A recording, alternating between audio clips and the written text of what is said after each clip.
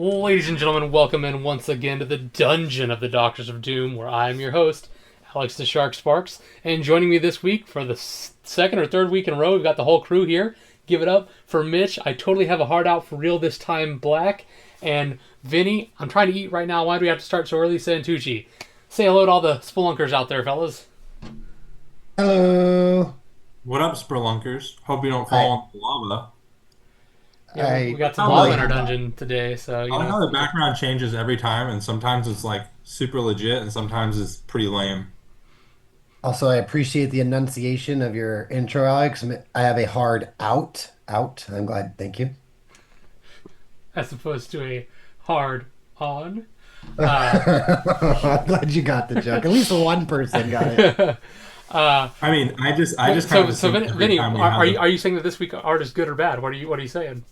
this is not my favorite. Okay. Well, last week you really liked it, so this week. Yeah, This last one week looks- was great. This one's good in theory. It just kind of looks, a little cheesy.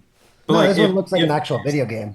if someone high-resed it just a little bit, I'd be like, oh, this is pretty good. Yeah, well, we have no art department. It's basically just me Google imaging for the word dungeon or dungeon background, so you get what you get. This looks like Yeah, straight out sorry, of Baldur's Gate. sorry, Thomas Buena. I do not like your dungeon. That's true. I do normally give shout outs to the artist or the group I stole it from. So yeah, sorry. This might be a Tomas. Actually, there's no H. So sorry, Tomas. I guess we're not. Well, that's not true. Vinny's not a fan, which and that's a devastating blow. Anyway, boys, we're back. There has been some NFL news since last time, so I'd like to start there if that's okay. And when I say news, relevant to what we talked about last time. So if you listen to the podcast last week, we did start to get back in the NFL. We talked about a few things.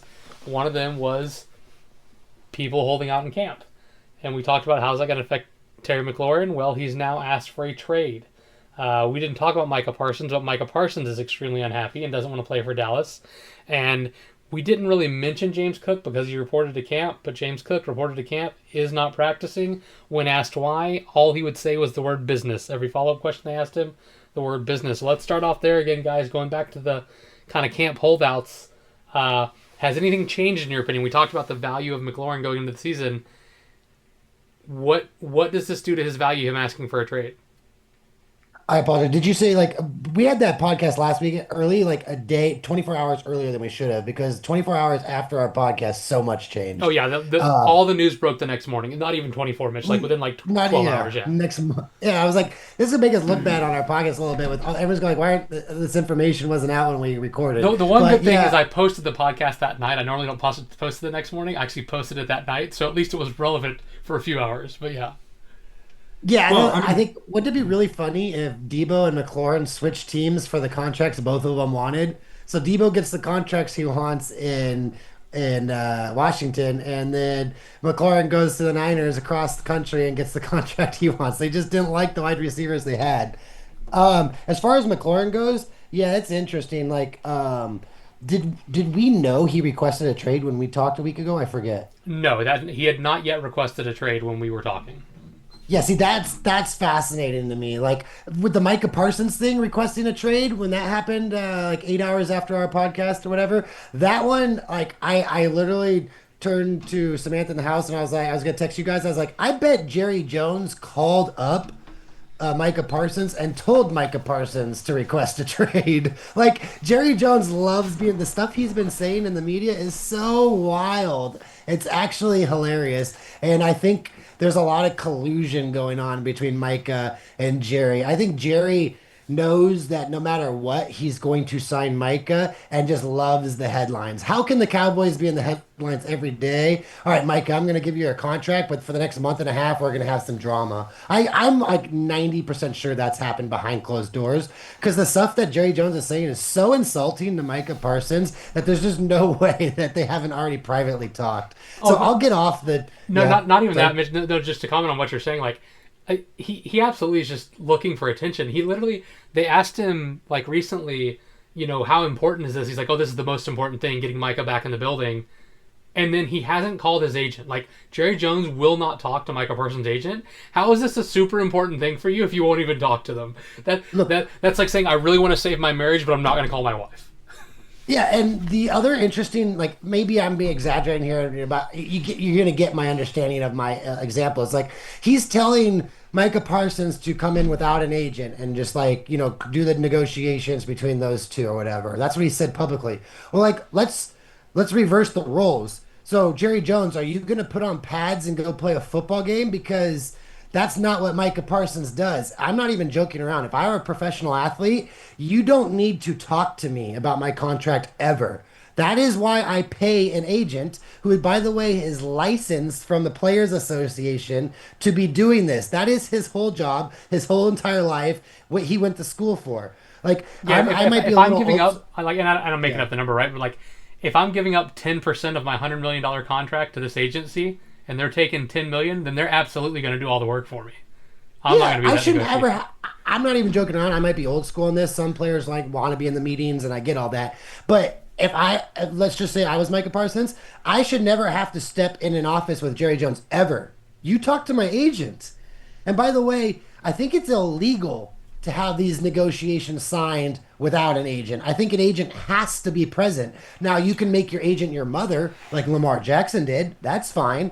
But I think you have to have a licensed NFLPA agent in the room to make that a signed deal. Like you can't sign it without it. It's like protecting the players. Like that's why people before you have struggled and gone through the hardships and won, you know what I mean, done these things and labor agreements and collective bargaining agreements and all these things so this doesn't happen. And Jerry Jones is like, yeah, just come in without your agent. Let's make a deal. It's like, bro, you should come out here with some pads on and play football then. If I have to do, you know what I mean? I know I'm being a little exaggerating here, but Well, it's because I mean, like, that one's if they get ridiculous you to me. come in without your agent, they can manipulate you better, right? Like they can try to, they can try to tell you things and not have to honor them. Whereas with the agent, they're like, okay, well, let's make sure that's in writing. You know what I mean? Like, Alex, yeah, did you hear what he said about buying the Cowboys? I did not. It was a handshake deal, and for the finish out the contract, they flipped a coin. I'm not even joking. That's what Jerry Jones just said about Micah Parsons. He goes, when I bought the Cowboys, I had a handshake deal. The deal didn't change, and when we argued a couple semantics over before signing, we flipped the coin on the rest of the stuff we couldn't agree on. That's literally what he said. Oh, wait a second, Jerry Jones. I thought you said you were a genius. That doesn't sound. That just sounds like you had a lot of money and bought the Cowboys. There wasn't much genius going on there. And secondly, if um like Micah Parsons, I mean, I'm trying to be nice here. Like generally extremely good athletes aren't the brightest people in the world. So it's like not his fault or anything, but like you've only done this probably for 3-4 years of your life, like negotiating contracts, trying to get money, like all that kind of stuff. And it's not even your job. An agent does that. Jerry Jones has done this his whole life as a business person. And you're trying to put him and you in the same room together. It's just not fair. He does this with everyone's contract for 40 something years now as the owner of the Cowboys and was a businessman before that. So it's like not even a fair comparison. All right. So I could rant about Jerry Jones forever. I think this is all Do you think he's fabricated. lose? Do you think he's losing it a little bit though? Do you think No, he's like, no. I think he takes cognitive tests every year, and there's probably some conglomerate with the family about, once he loses his mental capacity. I think that's in a lot of businesses. No, I also think, I think it's the opposite. I think he knows exactly what he's doing. yeah, I was gonna say with me, I think when you lose your mental faculties, you don't lose the things you're good at first, right? The things that are second nature to you, you can still do that in your sleep. You know what I mean? Like, so I imagine negotiating a contract is something that Jerry Jones has been doing so often. He could do in his sleep, even once he starts to go a little crazy and lose it in the head a little bit, with old age. Like, I still think he'd be able to do that. Whereas it's the other things that don't come as naturally because you don't do them as often. It's kind of like if you learn to speak a second language and you never use it, like you'll lose the ability to speak that language. It doesn't mean you're getting dumber. Just if you're out of practice, you lose it first, right? So I think he's now whether or not he's been good at negotiating these deals. I feel like the Cowboys have signed a lot of bad deals over the last few years because of their Sure. reluctance to sign people early because they always wait till the last minute. So strategically, I think he may not be great at it, but yeah, I don't think anything he's doing now is because of old age or because he's going senile. I think this is just who he is and how he always been, and he likes the headlines. He likes the spotlight, like Mitch said. He likes being in the news. He likes that people are talking about the Cowboys. I think he comes from the time period of, there's no listening. such thing as bad press. I think he's one of those people. As long as they are talking about him and the Cowboys, that is a win in his eyes, regardless of what the story is. I mean, I forget which podcast I heard this on, but the amount of free exposure he's getting on talk shows and networks has probably made up the difference in Micah Parsons' contract of what he's asking. So the exposure of the Cowboys, the talking, the airtime, all this stuff, the income he's gotten from the advertisement, all that, business, technical mumbo jumbo and all those words you want to use. Like the podcast I was listening to is like, yeah, he's made it up 10 times already more by just getting the exposure of talking about it with Parsons to the media. Case in point, I asked the question, how do you guys think this new news affects McLaurin? And we spent the first 10 minutes talking about Jerry Jones and the Cowboys with Micah Parsons when we're a fantasy football podcast and we don't draft IDP. Yeah, so that's probably my bad because well, no, I got sucked into it too. I'll bring it back to I'm not saying it's bad, Mitch. I'm just saying like that's what they've done. Like people call the Cowboys America's team because people always talk about them, but like, are they really America's team? Like Dallas isn't like Dallas is like what, the sixth largest city in the U.S. Like it's not even, you know what I mean? Like, yeah, the podcast I listened to said it best. Like the Cowboys are a football team. Well, hold up. You listen to other people's podcasts? Yeah, I do. I listen to them like all day, every day. That's what I do. It's what I do. It's what I do. I think, yeah. So back to McLaurin though. That's interesting. That's fascinating. He's been there for the last 5 years when they're bad, when they've got like Sam Howell and all these no-name quarterbacks throwing you the ball and stuff like that, right? So for him now this year, they know a lot of Jaden Daniels. Like if you look at a lot of McLaurin's stats, he was number one wide receiver in contested catch rate, and he was like number one receiver in it was like all these jump ball rates and all these couple other ones, and especially in the red zone. So like you have to attribute, however much you want to look specifically into the stats, you have to like look at the stats at a wider perspective and realize a lot of Jaden Daniels suggests probably success did come from McLaurin. So the agent is probably just, I can't believe they asked for a trade. This one's the fascinating one. I'd be interested in your guys' thoughts because like he knows that what's he gonna do? Go to another bad team for another 3 years? It's not gonna work out. Well, what if he goes to a team that actually has a quarterback though? But those teams, what are they gonna pay him? They're not gonna pay him DK Metcalf money. Right, but what if he's looking to do like the 1 year rental thing to try to go and compete and then look for a contract after, or just to get out of Washington? Yeah, that would shock me because I feel like he knows that if you play a 1 year rental, the reason why people don't like being franchise tagged is the injury. If you get injured this year, that 1 year rental turned into a 3 year bad investment instead of I don't know. And I don't think that's what he's doing. I'm just saying it is interesting because like it's because he's out here asking for a trade. Well, like who is going to trade for a guy like McLaurin, right? Like this is a veteran wide receiver. Like that's not usually teams that are looking for veteran wide receivers are teams that are looking to make a run, right? Because it's not like you need them in the locker room. Like there are other positions that are better to have vets in the locker room than wide receiver. So like realistically, can like the Commanders go to like an NFC title game again without McLaurin? I mean, I think that depends on Debo, right? Because like, can Debo fill that role for him? So then why is McLaurin forcing himself out of Washington for basically this? I don't know. This is confusing. The McLaurin thing seems like McLaurin just said that instead of like the agent. That, you know what I mean? It seems like the opposite. I mean, it could very well be a bluff, right? Like he's looking to get a new deal. Well, like the only way he can put pressure on them is by saying he wants a trade. Yeah. I just don't know how much, what's the word, power or credibility or what's the word, sway you have. I don't know how much he really has right now. Yeah, I think the word you're looking for is leverage. Yeah, leverage. Thank you. Yeah, I mean, I don't think he has any. To your point, I don't know that he has a lot of leverage. I think it really is going to come down. It's going to come down to, honestly, I think it's going to come down to how Jaden Daniels feels about it, because I think Washington realizes what they have in him. And this is the first time they've had like a good squad, going, and a lot of that comes from having good play at quarterback in quite some time. and Yeah. he's their quarterback of the future. Like based on last year, that's what they want him to be. So they're probably going to go to him and get his opinion on what he thinks of Terry McLaurin as a teammate and having him out there and how like what is that comfort level? Because some guys they have that safety blanket, right? Like that's the guy that they want to go to. They Right. can. I'm not saying they only throw to them, but like it's nice knowing that guy's on the field. So like if that's his safety blanket, he may really want him, or he might say, "Look, he's a great player, but I think Debo's good too. I grew up watching him, and we'll be fine with Debo." And then it's a different story, right? So I think while normally I don't think teams would consult a quarterback, I think because of the situation, I imagine that the Commanders probably go to Jaden and ask him how he feels about the situation. And I think that's going to I play feel a pretty like big role in what they do here. I couldn't imagine Jaden being like, "Don't pay him." So like, I guess what it's Well, I don't this know that they're asking about paying because I think for the Commanders it's going to come down to how do much we do you need keep him him? and make him play on the last year of his deal, or do we trade him now to try to get something for him?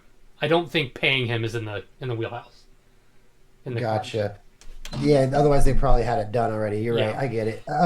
The so I guess when it comes down for me, which is kind of like just kind of forgive me, but it's kind of just formulating in my head fresh right now. I guess it comes down to do you pay for what he's going to do and needed, or do you pay on past performance? So I guess that kind of applies to Trey Hendricks, the Bengals defensive player, as well. It's kind of like I guess you're kind of not agreeing on a contract because it's like, are we paying you for what you've done for us? Or are we paying you for what you're going to do for us? Because what you're going to do for us as a 30-year-old receiver in a crowd with this offense is not what you've done for us the last 5 years, which is basically save our team and our offense. yeah, and So it's I think like, that's one of the difficult things when it comes to sports contracts in general, especially in NFL. I mean, the average lifespan for a play, not lifespan, but career span, just for clarity, I'm not saying they're going to die. The average career span for an NFL player is 2.5 years. Now, again, that's the average. Like, it's like, what? I know so many players that play longer than that. Yeah, because those are the ones you know. The ones you don't know, they're washed out after 2.5 years. So for their sure. average career in the NFL is 2.5 years. So, when it comes time to give these guys their second and third contracts, and when they get up there in age, which sounds funny as a about to be 41-year-old talking about a 30-year-old being up there in age. When they get up there in age from a sports standpoint, it's tough because like on one hand you do kind of have an obligation a little bit to the player and to future players because it sends a message to future players to pay someone for what they've done for you, but also you have an obligation to your current and future team to pay them for what they're going to do for you. Going to do. And So what's I also think, that, Alex, is and I think it that's just why that's why running back contracts are so challenging in the NFL because like running backs fall off the cliff so much faster than wide receivers and other positions in general. So it's really hard to reward a running back. It's like, oh yeah, you've played great, but you may only have 2 years left. So I don't want to give you a 5 year deal. exactly. But I I don't think want to that's branch what's off of that happening too with much. But McLaurin. but anyway, No, yeah. no, So but Vinny, we you haven't bring heard up from a you. good Mitch and I kind point. of been flapping our heads. So Vinny, what do you think about the McLaurin situation? I mean, I feel like I think it's funny. Like the what I was thinking at the intro is that you guys were like, "Oh well, uh, we were a day too early," and I'm like, "No, we called it." Like I straight up said I wouldn't pay McLaurin. It's like I feel like we kind of called the holdouts a little bit and the trade requests. I don't. I just have I it's so difficult. It's so like to me what McLaurin's contract would be is service for, sorry we couldn't get you a quarterback all those years, which I don't really feel like they owe him that. It's to me paying him $35 million dollars a year would be like an NBA salary where you're max contracting a guy who wouldn't even be a number one player on most teams. You know what I mean? Like the max contracts in the NBA are so inflated nowadays. Um, I believe that my I think it's Fred. illegal friend just showed up, so let me kick him really quick. He's got to listen to the podcast like everyone else later. Yeah. So no, I mean, I don't know if they're actually going to trade him. I think there was like a whole bunch of holdouts and trade demands last offseason, and not a single one got traded. I think all of these people who demanded a trade will probably be re-signed, um, with the exception of James Cook, and we can talk about that next. But uh, yeah, I mean, I don't think they're going to trade him, but they're definitely not going to pay him $35 million a year, right? I think it's yeah, it's settling closer to 37 is what I'm yeah, it's crazy. One question and one point. The point is Alex with the 2.5 years as the NFL average or whatever. Terry McLaurin's been your wide receiver for 5 years and dominant. So if the average is 2.5 years and you have a wide receiver who's been dominant for your team for 5 years, you might owe this guy a little money. That's the hard part. And the question I have is, oh, uh, oh wow, I apologize, it just went out of my head, but it'll come back to me in a second. But yeah, it's just like, I guess it comes down to, oh, here my question. I got it now. My question is, does this harm any public opinion or perception of him with your Commanders fans? No, I don't think so. I think I've read a whole bunch of articles that they love him, that they love Yeah, Terry So McLaurin. letting I him can't go could imagine. hurt Like, I'm not a Commanders fans. fan, so I haven't watched other games, but I mean, I have seen some of their games. I care for fantasy reasons, and I had Terry McLaurin on a keeper league in which that I kept him for a few years, so I followed his career. I can't imagine being a Commanders fan and watching those games and not loving this guy. Like, So he if was you the best don't thing they take had care of on him, offense for years. if you don't take care of him, it's not just about your actual football team. It's about the fans, ticket sales, That and all that that. You and got to well, pay him then.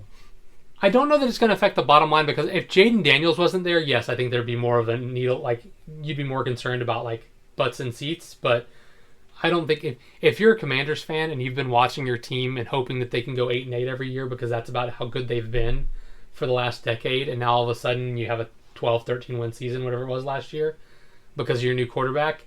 You're not going to be like, well, now that McLaurin's not there, we're not going to watch. No, you're going to be like, oh, I hate that McLaurin's gone, but I'm excited for Debo, and I can't wait to see what Jaden does in year two. We're going to run it back. So, like, I don't think it's going to hurt the viewing numbers, but I think it's more. I think it's more about the image, the message you send to veteran players when it comes to future contract negotiations, whether that be free agents or re-signing your own players, because it's like, hey, this has been a team guy, a captain, someone who helped carry your team for the past few years, and you didn't take care of him. Why would I ever believe you're going to take care of me if you didn't take care of him?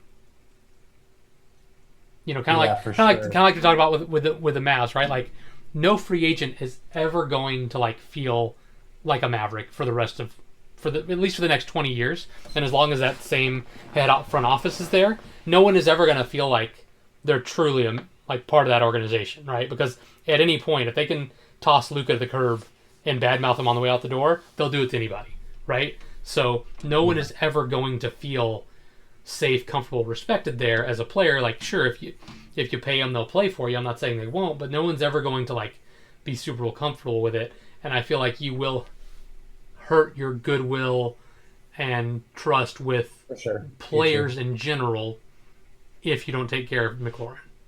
I agree. I 100% agree. Okay, so we can move on past this. Just your guys' thoughts on this. Let's pretend. Well, so he hasn't practiced. That's not fair. Things changed a lot, obviously, between now and when we actually are going to draft fantasy. But let's pretend, just for fun, tomorrow is our fantasy draft, and you're on the clock, and you've sitting here. You've got. Are you drafting McLaurin ahead of these wide receivers? Not even the running backs that are going around. I'm just doing ADP wide receivers there. Let's pretend like, oh, I need a wide receiver. And I'm not even going to look at QBs or running backs. McLaurin's ADP right now is 40. So that is what? End of the third round, right? No, fourth round. Beginning of fourth round? Yeah. Okay. So you're at the beginning of the fourth round and you've got on the board Mike Evans, Tyreek Hill, and Marvin Harrison Jr. Are you drafting McLaurin ahead of any of those three? No.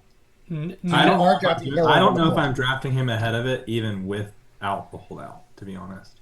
So my answer is different from Vinny. So yes, my answer is no because like until I know that he is playing and that he's playing for the Commanders, like I have to consider him not available to my roster, right? Because like, what happens if he holds out all year, or what happens if they're like, you know what, we are going to trade you, and they end up trading him somewhere where he's going to be the wide receiver three, Or or what if it's somewhere the where he opposite, has no Alex? quarterback, huh? What if it's the opposite and he goes to the Bills? Right, but that's not something I'm willing to risk over Gotcha. a guy like Mike Evans, who I know is going to. Mike Evans is going to get me 1,000 yards and 10 TDs, which is what you're drafting McLaurin to do for you anyway, right? Uh, Sure. to Tyreek Hill, I'm not high on Tyreek Hill at all, but at least he's going to play, right? Marvin Harrison Jr. If I knew McLaurin was playing and was playing for the Commanders, I would take McLaurin over Marvin Harrison Jr. But in the scenario where I don't know if he's going to play, I would rather Take risk it on the Harrison. guy I know is going to be on the field. Okay, so when do you start risking? I know this is a hypothetical because it's going to change in the next 3 weeks. He might sign or whatever, but it's just interesting food for thought to know. You know what I mean? Where we all kind I of have think a I think it value. depends on your team composition more than who's available, right? Like Gotcha. if I feel really good about, my this is a fourth round pick, right? So like if there's let's say there's a scenario where, some wild like last year, who's my dad got back to back in the first two rounds. He got Derrick Henry. Jefferson and Henry. Jay Jettas, and Henry. Yeah, Yeah. like yeah. If I get round two, I get Justin Jefferson and Derrick Henry, and then round three, I pick up another stud running Best back, available running or back. Yeah. or a top tier QB falls to me there somehow. You know what I mean? Like Sure. It won't if I'm automatically sitting happen. there going into round four, then sure, maybe I'll roll the dice, right? But if after my first three rounds I'm going like a zero RB strat or whatever, like I'm not gonna risk it on a McLaurin when I need a Vinny? stopgap, right? Like if I've already taken some high risk high reward picks early, I need to get someone that I can count on in the Okay, for middle this rounds. scenario, then let's say you've gone two running backs and a high end QB. This is your first wide receiver. Yeah. So in that scenario, like my first wide receiver, I'm gonna take a guy that I know is gonna be on the field because like Okay, so when does it cut off? So next after or Vinny, sorry, do you want to answer it? Evans, Hill, and Harrison. You're taking all the three of those ahead of McLaurin, is what you said? Yeah, I think I would consider doing that. Anyways, so I don't know what Anyway, list like I've got a list on my screen. I don't know what list you're going off of. So oh, this is sorry. like a ranking list. I'll look on your list.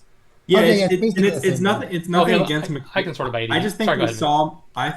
I think we saw peak McLaurin last year. Like I said, he didn't do anything spectacular from a reception standpoint or a yardage standpoint. He just scored a lot of touchdowns, and that's just abnormal for his career. So I would just personally think there's going to be some sort of touchdown regression. Um, I don't know why and it's not saying the ADP, Alex. That's the little. Oh, there it is, 39, right next to it. Yeah. I apologize. And 38. I just, yeah, dude, I just have a hard time thinking that someone's going to draft McLaurin as their wide receiver one in that position even with or without a holdout and think I'm comfortable starting him every week.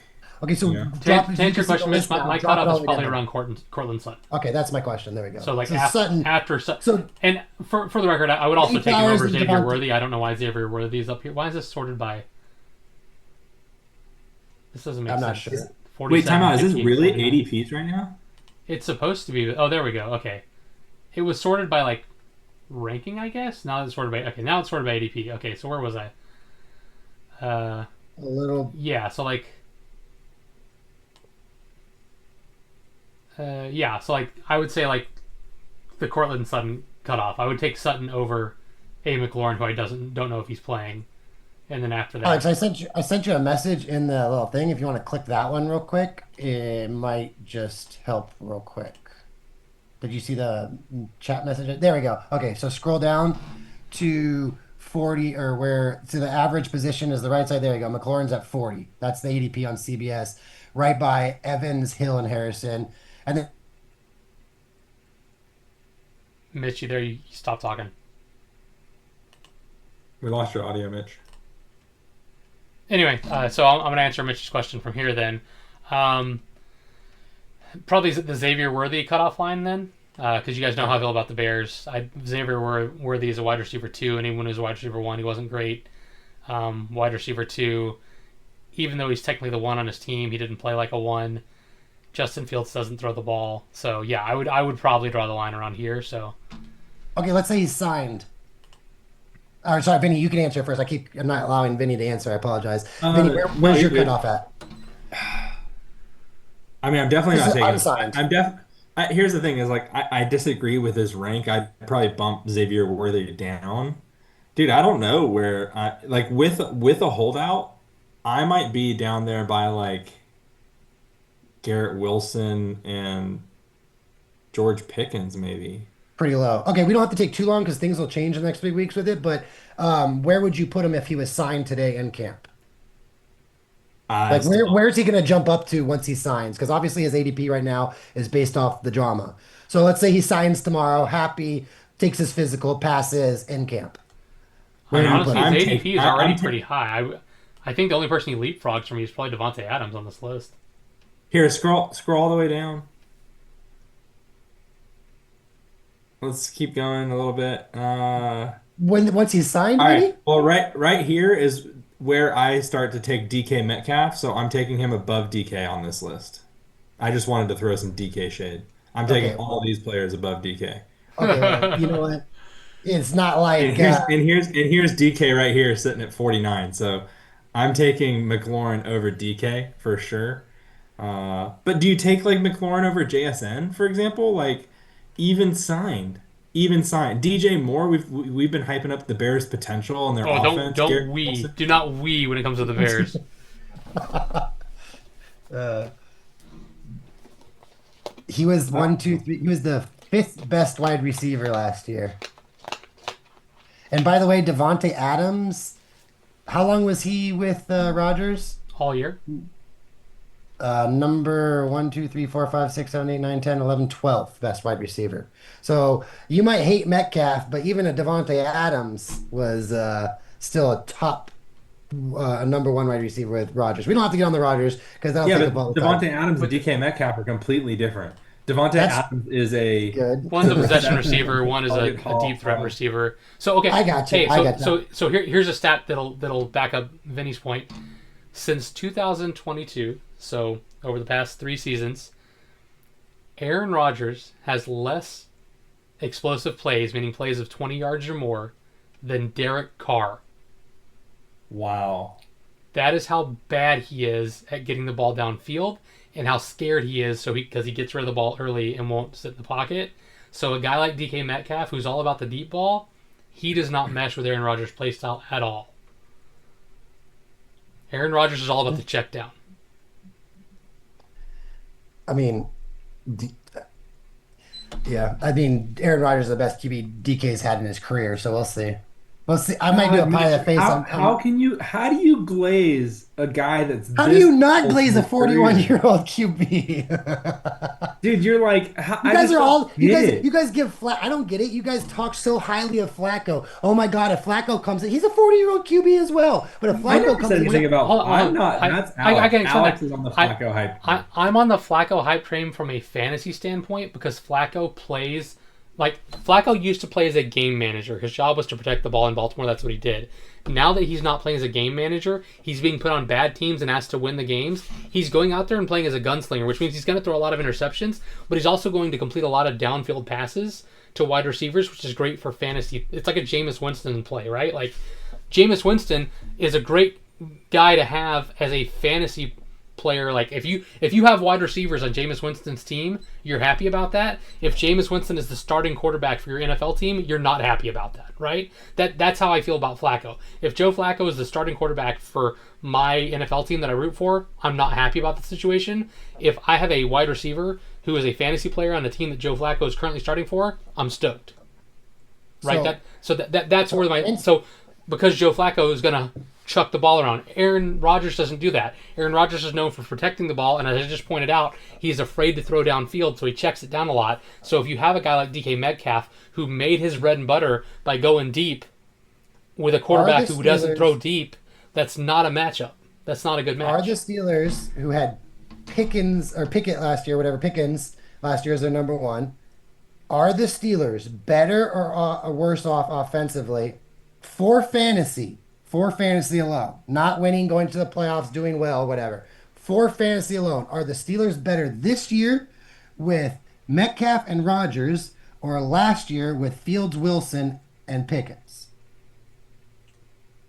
Honestly, And they did well, okay, last year with Fields and Wes. If you think I think Rodgers, it's I'm probably, not from a fantasy standpoint, it's probably a wash or maybe a little better last year. okay. So then, do you think the Jets this year with Fields, because they're basically replacing each other, Jets, Rodgers, and The Fields Jets are switch. worse from a fantasy standpoint because they lost Devontae Adams and they have a quarterback who's a running quarterback, not a passing quarterback. So Fields, the same QB who you're saying is Well, worse off for the Jets because he's a passing QB. Fields started like 4 or 5 games. Russell Wilson played the rest of the games, and Russell Wilson threw a bunch of long bomb moon balls. That's what he's known for, right? And like that benefited Pickens. So are the Giants better fantasy? Let's switch the team then off the Jets from Fields and the Jets. Are the Giants better fantasy-wise with Russell Wilson?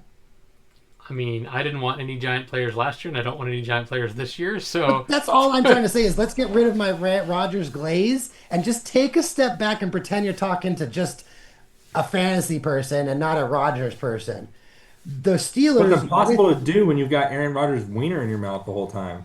Okay, well, it's out but right Mitch, now. Okay, I'm speaking clearly. I'm evaluating Aaron Rodgers based on what he's done over the last 3 years. You're evaluating Aaron Rodgers during what he did during a 9-year stretch where he was one of the best quarterbacks in the league. No, I'm just taking it last year. No, I'm just taking it last year. I just told you that Aaron Rodgers has less explosive 20-yard plays than even Derek Carr. Who, but for the record, can you name who Derek Carr's wide receiver 1 was for the last 3 years of his career?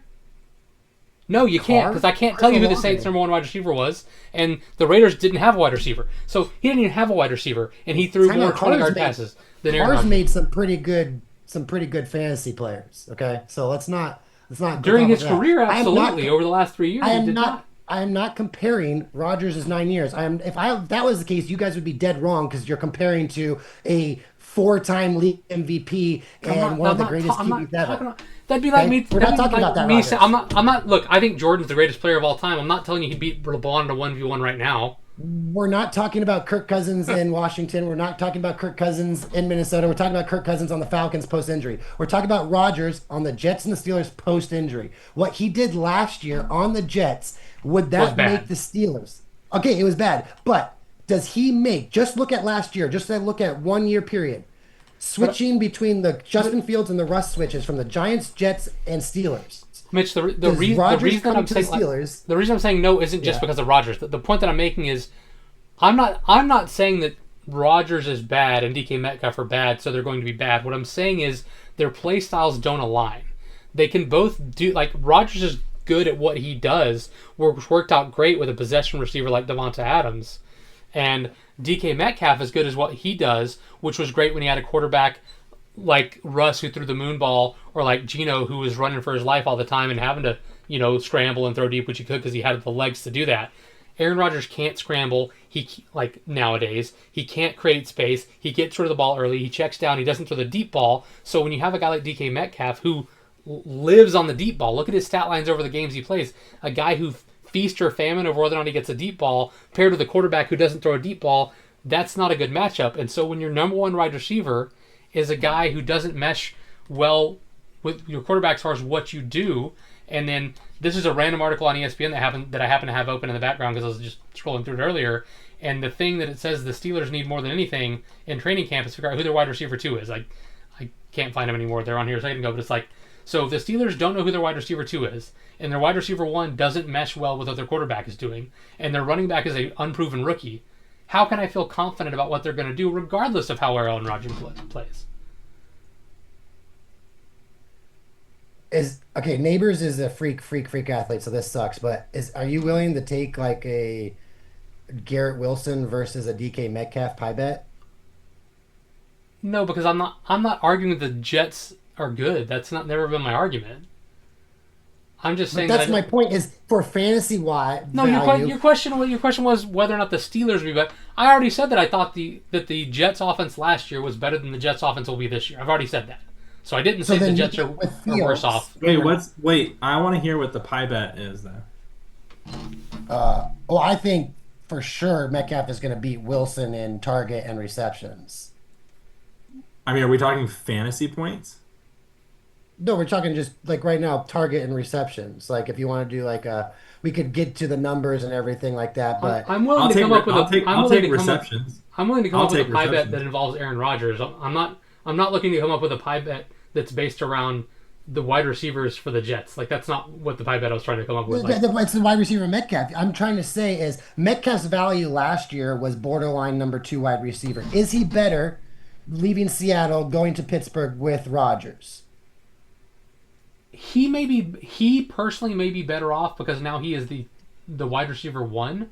But what I'm saying is that his play style doesn't mesh well with Rodgers' play style, so it's not like a great match for them.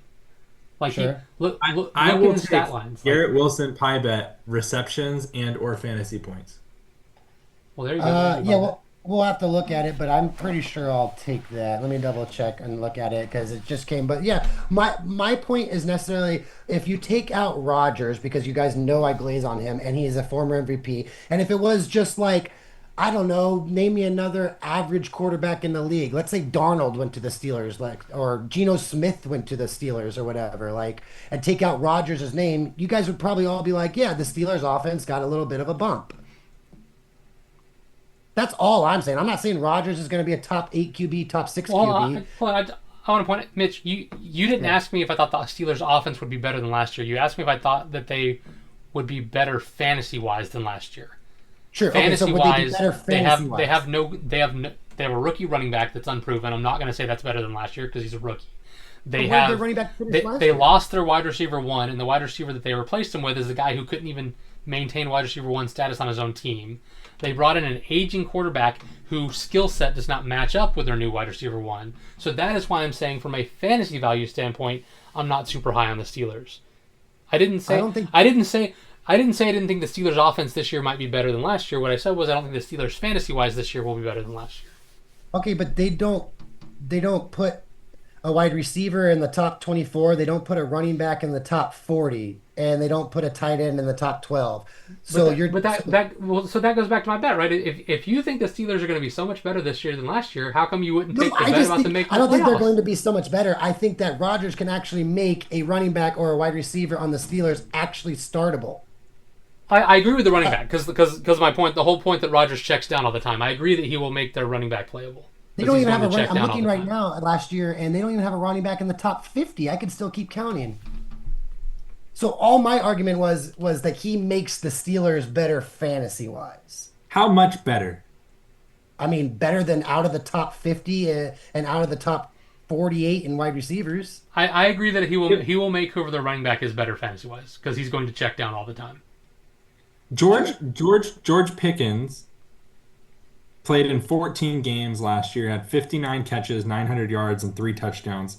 He finished behind Khalil Shakir, Cooper Kupp, Josh Downs, Keenan Allen, Quentin Johnson. You don't think he can make Metcalf better than Pickens was last year? Metcalf is the number one target with Geno Smith, had 16 more fantasy points. Yes. Dude, everybody glazes Metcalf. I don't think Metcalf is that big of an upgrade over... But then what's the difference between Geno Smith I don't and think Rodgers? Rodgers is that big of an upgrade over the Russell combo. You really don't think Brees Hall had more targets last year than Bijan Robinson. That's how much Rodgers checks down. Yes, so he can make fantasy running backs. And guess what? You're giving away one of my sleepers, but we might as well just make it apparent. Pat Freiermuth is one of the most possession tight ends statistically in the league. You could just make him your number 2 wide receiver, like he's done most of his career with tight ends.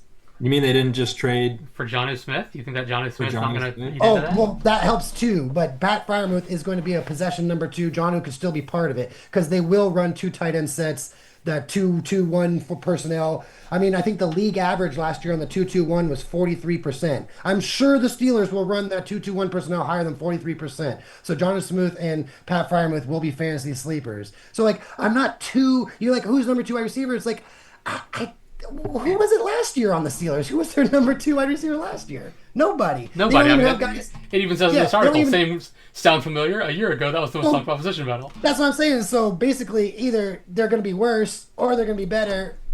And it's hard for me to sit here and say, you guys moved on from Russell Wilson, which, by the way, the Seahawks moved on from Russell Wilson and did amazing with Geno. The Broncos moved on from Russell Wilson, have done amazing with Bo Nix.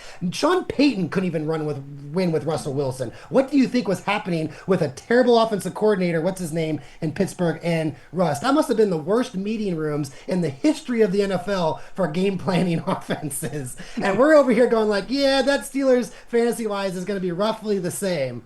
That's my disconnect. Yes, I glaze Rodgers. Yes, I think he's my favorite athlete since the coming of, Derek Fisher and LaDainian Tomlinson. Sure. But I can still be real about fantasy. Rewind. So Mitch, I think the conversation's too Rodgers focused. I think at least for me, I can't speak for Vinny. I think I do though. I think Vinny and I are much higher on Pickens than you are, and I think the Steelers losing Pickens is a much bigger blow to their offense than what you think it is. But I think it's made up in the difference between Russell effing Wilson and any other I'm QB. not a Any other huge QB. Pickens fan.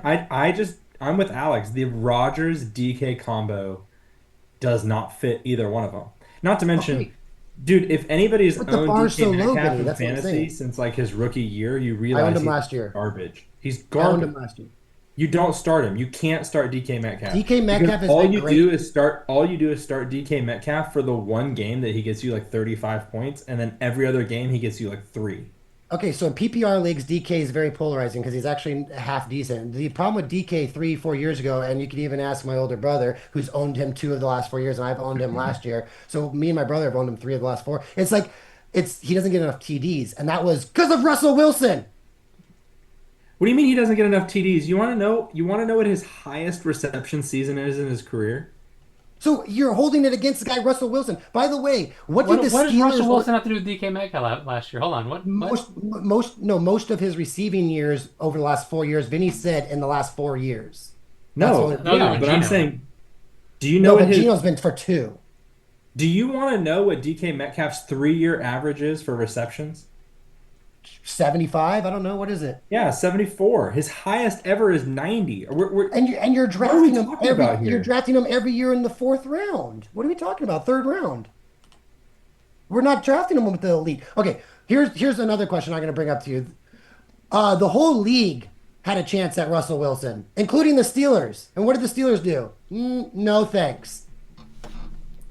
Like, so that alone, he has to go to the Giants and compete with a job with Jameis Winston and some rookie. Whereas Rodgers created a domino falling effect. First, they wanted to see where Darnold went, then Geno, then it was Rodgers. It wasn't, oh, let's see where Russ is going in the league in the offseason. And once Russ goes, then all the rest of the QBs domino can fall. It was Darnold, Geno, Rodgers. No one's out there going, we want Russ, we want Russ. This is I don't care if Rodgers is an average QB or a below average QB. A below average QB is still better than Russ. All right, I think we need to move on from the Steelers offense because it's like 2 weeks in a row we've talked about this way too much. And watch the Steelers, though, be actual fantasy relevant. And it's going to We're gonna have to come up with a pie bet on that, but we'll figure that out off air. So let's. Wait, I want to hear other on a people's opinions. non-Aaron Rodgers topic because I just refuse to accept that people are actually going to think DK is good. Who scored more points last year, DK Metcalf or Cooper Kupp? Oh man, if that's Cup, that's hilarious. One has Stafford and the other one has Geno. Yeah, but Cooper Kupp didn't play half the year. That's true. DK scored 12 more points. Who scored more points, DK Metcalf or Alec Pierce? Look at how many games did DK play? DK, I had him on my team last year, and he missed like 3 or 4. He left 2 games injured, and he missed like 2 or 3 weeks. He played 15 games. He Who had, had more he had points? double-digit fantasy points 4 times last year, and 2 of them were DK in the Metcalf, first 3 DK weeks. Metcalf or Alec Pierce? Who had more points? Why are we comparing it? We should be carrying DK with like Devontae True. Adams or Lazard or someone. We're comparing it to the QB that he has now. We're not comparing DK to Geno Smith. The fact So, that yes, you think do I think Rodgers Geno is an upgrade on Geno Smith, like at their current play level, is crazy, dude. It's The crazy. the NFL thinks so. How do you figure? Geno just got like 35 million. Rodgers got what? 18? Geno got 35 from his old coach, and they needed to win now. You guys don't forget. You guys before you got Geno, you guys were entertaining Rodgers going to the Raiders. That was like a real. What are we doing here? The- I feel like We're I feel like you're walking in genuinely circles losing. because We're you talking in guys. circles because Mitch is going to worship the ground Rodgers walks on, and we are going to poo-poo on Rodgers No, no matter what he says. I'm So not Who worshiping. I'm scored literally more looking- points, DK Metcalf or Alec Pierce? I'm guessing Alec Pierce, or else you wouldn't be asking. Alec Pierce. Who scored more points, DK Metcalf? Okay, so or let's Rashad take a pie Bateman? bet this year, Vinny. Alex Pierce versus DK Metcalf. Let's take a pie bet right now. No, I'm taking the Garrett Wilson one that you already offered. No, see now you change it. That's the circles we're I talking actually, in. You said I last actually might be year, interested you in that didn't one. have Just as long as Anthony Richardson's last not the year. quarterback, that's a good bet for me. Oh, so now the quarterback matters. Now the quarterback matters. I got it. Yeah, it's always mattered. Okay, so Rodgers is a step up between Wilson and Geno Smith. No, because the wide receiver you offered me, his quarterback is Justin Fields, who's a runner. He's not a thrower. That's my point. Is last year with Garrett Wilson, he did okay with Rodgers. This year with Justin Fields, you're not going to take him. But last year, Pickens with Fields, you're not going to take him. But Metcalf with Rodgers, you won't.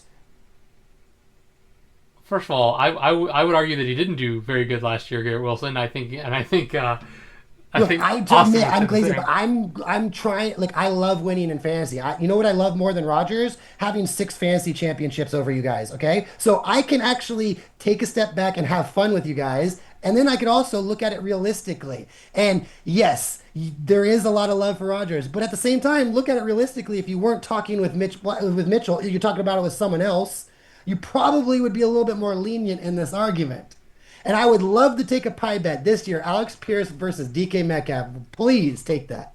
No, I'm gonna find one. If I can get my CBS to work, I want the bet to somehow center around Rodgers, not around other players. But we'll figure it out. But let's move on because, again, we're never going to come to an accord on this. So we ended up doing a bet on Darnold when it was centered around Cousins. Yeah, but you pitched that bet when I wanted. But Cousins was involved in the bet because the bet was Darnold versus Cousins, not someone's wide receiver versus someone's wide receiver. If you take me a ridiculous bet like Pierce versus Metcalf and given me an easy pie on you guys, I will take a more lenient bet on Rodgers and let you win it back because there is no world where Alex Pierce is beating DK Metcalf this year. And if you think so, take the pie. Again, we'll figure out a pie bet that revolves around Rodgers. We'll figure something out. But let's move on. So in order to transition this, I'm going to ask a question. You guys, trivia question. Pretty easy one when you think about it. But who is the only player to make the Pro Football Hall of Fame without ever playing college football? The Pro Football Hall of Fame without playing college football? Yep. That's tough. Oh, Antonio Gates. That is correct. Antonio Gates is in the Pro Football Hall of Fame. Never played college ball. Went to college to play basketball. Did Tony Gonzalez play college football? I'm guessing if he's in the Hall of Fame. Dude, that was actually a good question. I was thinking like old school quarterbacks, maybe, and then I was like, if neither of you got it was very recent, so I figured one of you would get it. But if you didn't get it right away, I was going to say it's a recent player to make it more possible. But Kent State, baby. Dude went to Michigan State to try to play basketball. Ended up bouncing around other places. There's a statue of him playing basketball in front of Kent State, but he's in the Pro Football Hall of Fame. Just wild. Dude, that dude could have been if he played the Raiders 2 games a year and that's like the only games he had, I still think he makes the Hall of Fame. That's how much he owned the Raiders. Like you could probably just look at his stats against the Raiders and be like, yeah, dude, that dude needs to be in the Hall of Fame. It's like 10,000 yards and 100 touchdowns just in his 20 games against the Raiders. I couldn't imagine during that time era either going against a play action offense with LaDainian Tomlinson and Antonio Gates. Like, do we stop the play action or do we hold on Gates? Either way, you lose. That must have been a nightmare. Yeah. All right, boys. Anyone have any other NFL news they want to talk about? If not, I have a interesting topic. I did. I wanted to talk when we were kind of on the holdouts. Dude, James Cook is asking for $15 million a year. Kyron Williams just signed for $11 million a year. There is no way in hell that James Cook steps on that field with the Bills with a brand new contract above Kyron Williams' money. I don't see it. Kyron has been a better better player in general, fantasy or not, than James Cook, aside from last year when all James Cook did was he was just Josh Allen's bailout. Like, I think you could plug and play anybody. Like, look, when Ray Davis started, what did he get? Like 20 carries, 130 yards? James Cook is not special. Yeah, he's not. Speaking of a QB who dumps to the running backs a lot, there you go, Josh Allen. Well, I think that's where a lot of the value does come in from Cook, though, because Cook is a good receiver out of the backfield. Yes. I think he's the most explosive receiver on that team, and he's their running back, right? It might be true. So I think that's where his value comes in because like he's not just a running back. He's also their most explosive pass catcher. So I think he is a dual threat weapon that they need in Buffalo. option. Yeah, but can't you just like find a scat back that gets cut here pretty soon and put him in there? Not But if those you're trying to those win scat backs now. the problem is those scat backs have to be a 1-2 punch, right? Like the scat back is the receiver on third down, and you have a bruiser who goes in on first and second down. The reason James Cook is valuable is because he can do both, and I think Buffalo needs a guy who can do both. By Mitch's standards, they should just hire Zeke. They should just sign Zeke Elliott and have him be their pass catching back because people dude. Zeke is so good. Have you seen his career? Well, Zeke has not done well in the last couple of years, so.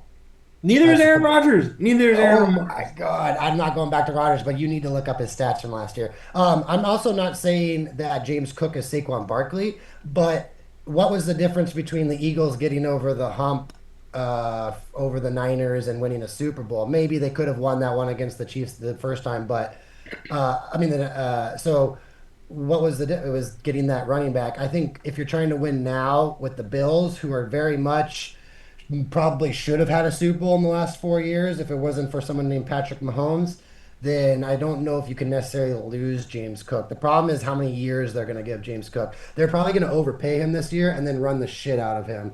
Or excuse my language. So I know he's not Saquon Barkley. I know, but I'm just trying to say if you're that team trying to get over that last little, Cook is a guy who can get you over that, especially on a team that has no wide receivers.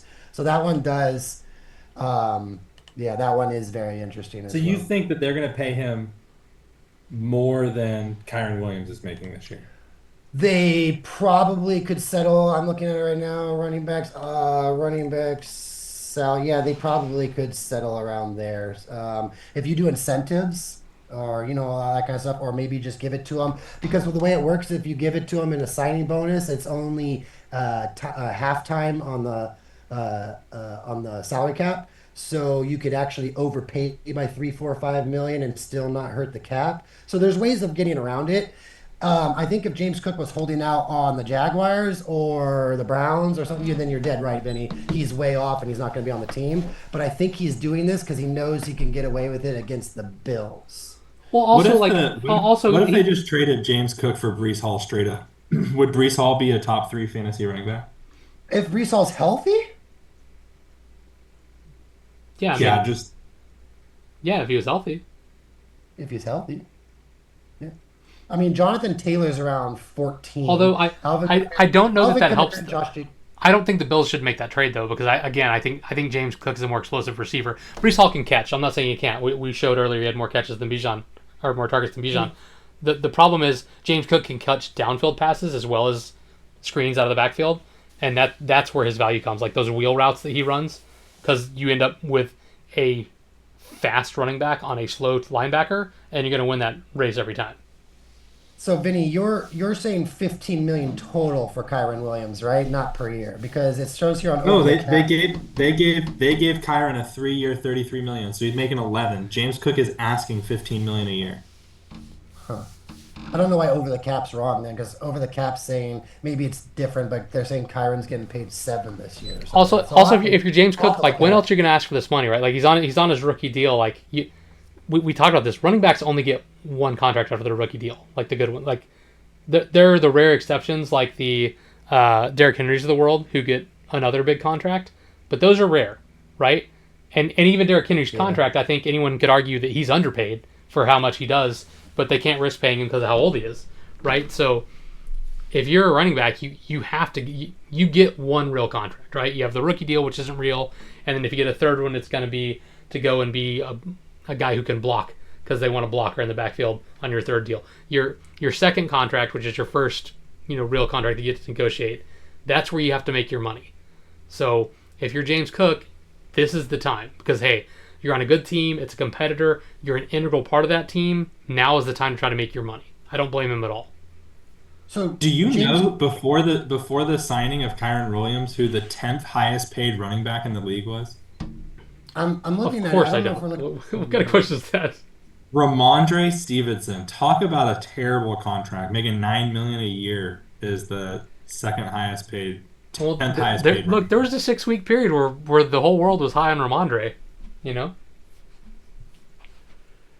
But $15 million would put him as the third highest paid running back in the league. 15 per year. Okay, I found it now. I found it now. All right. So, yeah, why can't he get paid 9 close to like Swift, Pollard, ETN?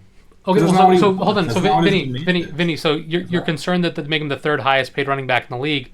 So tell me, which running backs who are not on rookie deals should be paid more than him, besides the two that would already be getting paid more than him? I just don't think James Cook is that good. I understand that the Bills offense needs it, but like I'm not signing James Cook to anything over 10 million. Like I'm Right, not but it's giving it's him. it's it's situational. I get what you're saying. I'm not saying he's necessarily worth 15 million in a vacuum. It's what he's worth to the Buffalo Bills, because I think the Bills need him. Because like when you look at like free agent running backs, right, what are they going to do? Go out and get Zach Moss? They've already had Zach Moss. That didn't work. Yeah, I don't know what they're gonna do. I think they back themselves into a corner big time, but Yeah. there's no way that they handcuff themselves to 3-year contract at $40 million, $45 million to James Cook. Like that right there is suicide. It's Bill suicide. I don't know why I'm having such a tough time.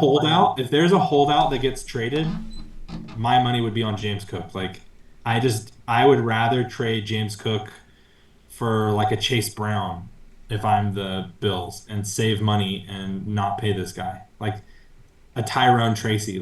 He doesn't need to be great. I just don't think James Cook is that good. Forgive me, Vinny, but this is kind of sounding like my Purdy conversation now, where it's like you can't just find. You guys told me you can't. I said that you could go out and make a QB based off the play calling, and now you're saying like, oh, just go find another running back. What if No, James no, I Cook don't really think they is that? can. I think they back themselves in a corner. I'm with you. I genuinely don't think they can find anybody else. Gotcha. Um, but I just I don't. This is just a strange holdout to me because I don't see a pathway forward. Like the Bills aren't going to pay him 15 million a year, and James Cook doesn't seem like he's going to take 10 million a year. So I'm this is the one that I'm most curious about. He does not deserve Kyron Williams money just because he was drafted higher. Like Kyron Williams, by all accounts and purposes, has been a Well, better then you could running back argue than James Cook. Genty shouldn't have the contract he has just because he was drafted higher. I don't know. It gets confused. I guess we're saying maybe the running back market is just all effed anyways. Yeah, I don't think he deserves to be like James Conner's 9.5, Josh Jacobs is 12, Alvin Kamara's 12, Taylor's 14, McCaffrey's 16, Barkley's 20. So, yeah, you're right. I don't think he should be up there. What's he asking for? 14? 15. Yeah, so I guess again, you shoot high and then you meet in the middle, the art of negotiation. I don't know. You know who That's a I'm paying little $15 million a year is Jameer Gibbs, Bijan Robinson, you know, okay. Yeah, those guys, not James Cook. sure. Yeah, I can get on board with that one. Again, you can't bring up guys on rookie deals, right? Like that's the thing, right? Because they're on rookie deals still. Bijan's not getting paid yet. He'll look to get his next year, the year after. Yeah, Bijan might get more than 15. Yeah, so like Oh, you can't. That's what I'm saying. Like, yeah, that makes him the third highest paid in the league. But like, okay, let's look at these guys. It's like, okay, he's presumably one of the guys paid more than him because he's got a ton of money, right? Rookie deal. I think he's still on a rookie deal. He's on a big contract already, and he's aging. Rookie deal. You shouldn't give him second any money. highest. He's the second highest paid. Yeah. Yeah, Fourth highest right there. third highest rookie deal. He just got paid. I'm not sure what Green Bay gave him. Rookie deal. Green So like a Bay, lot of these guys fifth are on highest. rookie contracts, like that are in the top 10 of this random list. But So basically, what we're saying is once they get paid, they instantly become top five because Josh Jacobs is fifth, and he just got paid to Green Bay as well, like last year or year before. So yeah, maybe James Cook is just doing the market. It's his turn to get paid into the top five, and then when the other guys get paid, they'll be ahead of James Cook. I don't know. It's an interesting. That's very interesting. Uh, has Devon A. gotten his contract yet? he's on a rookie deal, isn't he? Yeah. So what are they going to pay him next year after he has an amazing year this year?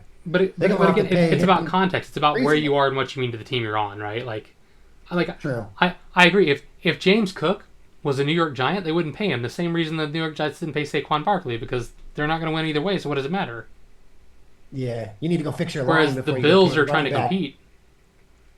Yeah, I agree. And like that's why I'm saying go back to the Barkley thing. I actually don't make fun of the Giants for that. Like you need to fix your offensive line before you pay your running back 20 million a year. So I agree with you. It depends on the team and the situation. James Cook is lucky he's on a team that's trying to win a Super Bowl now and the year before.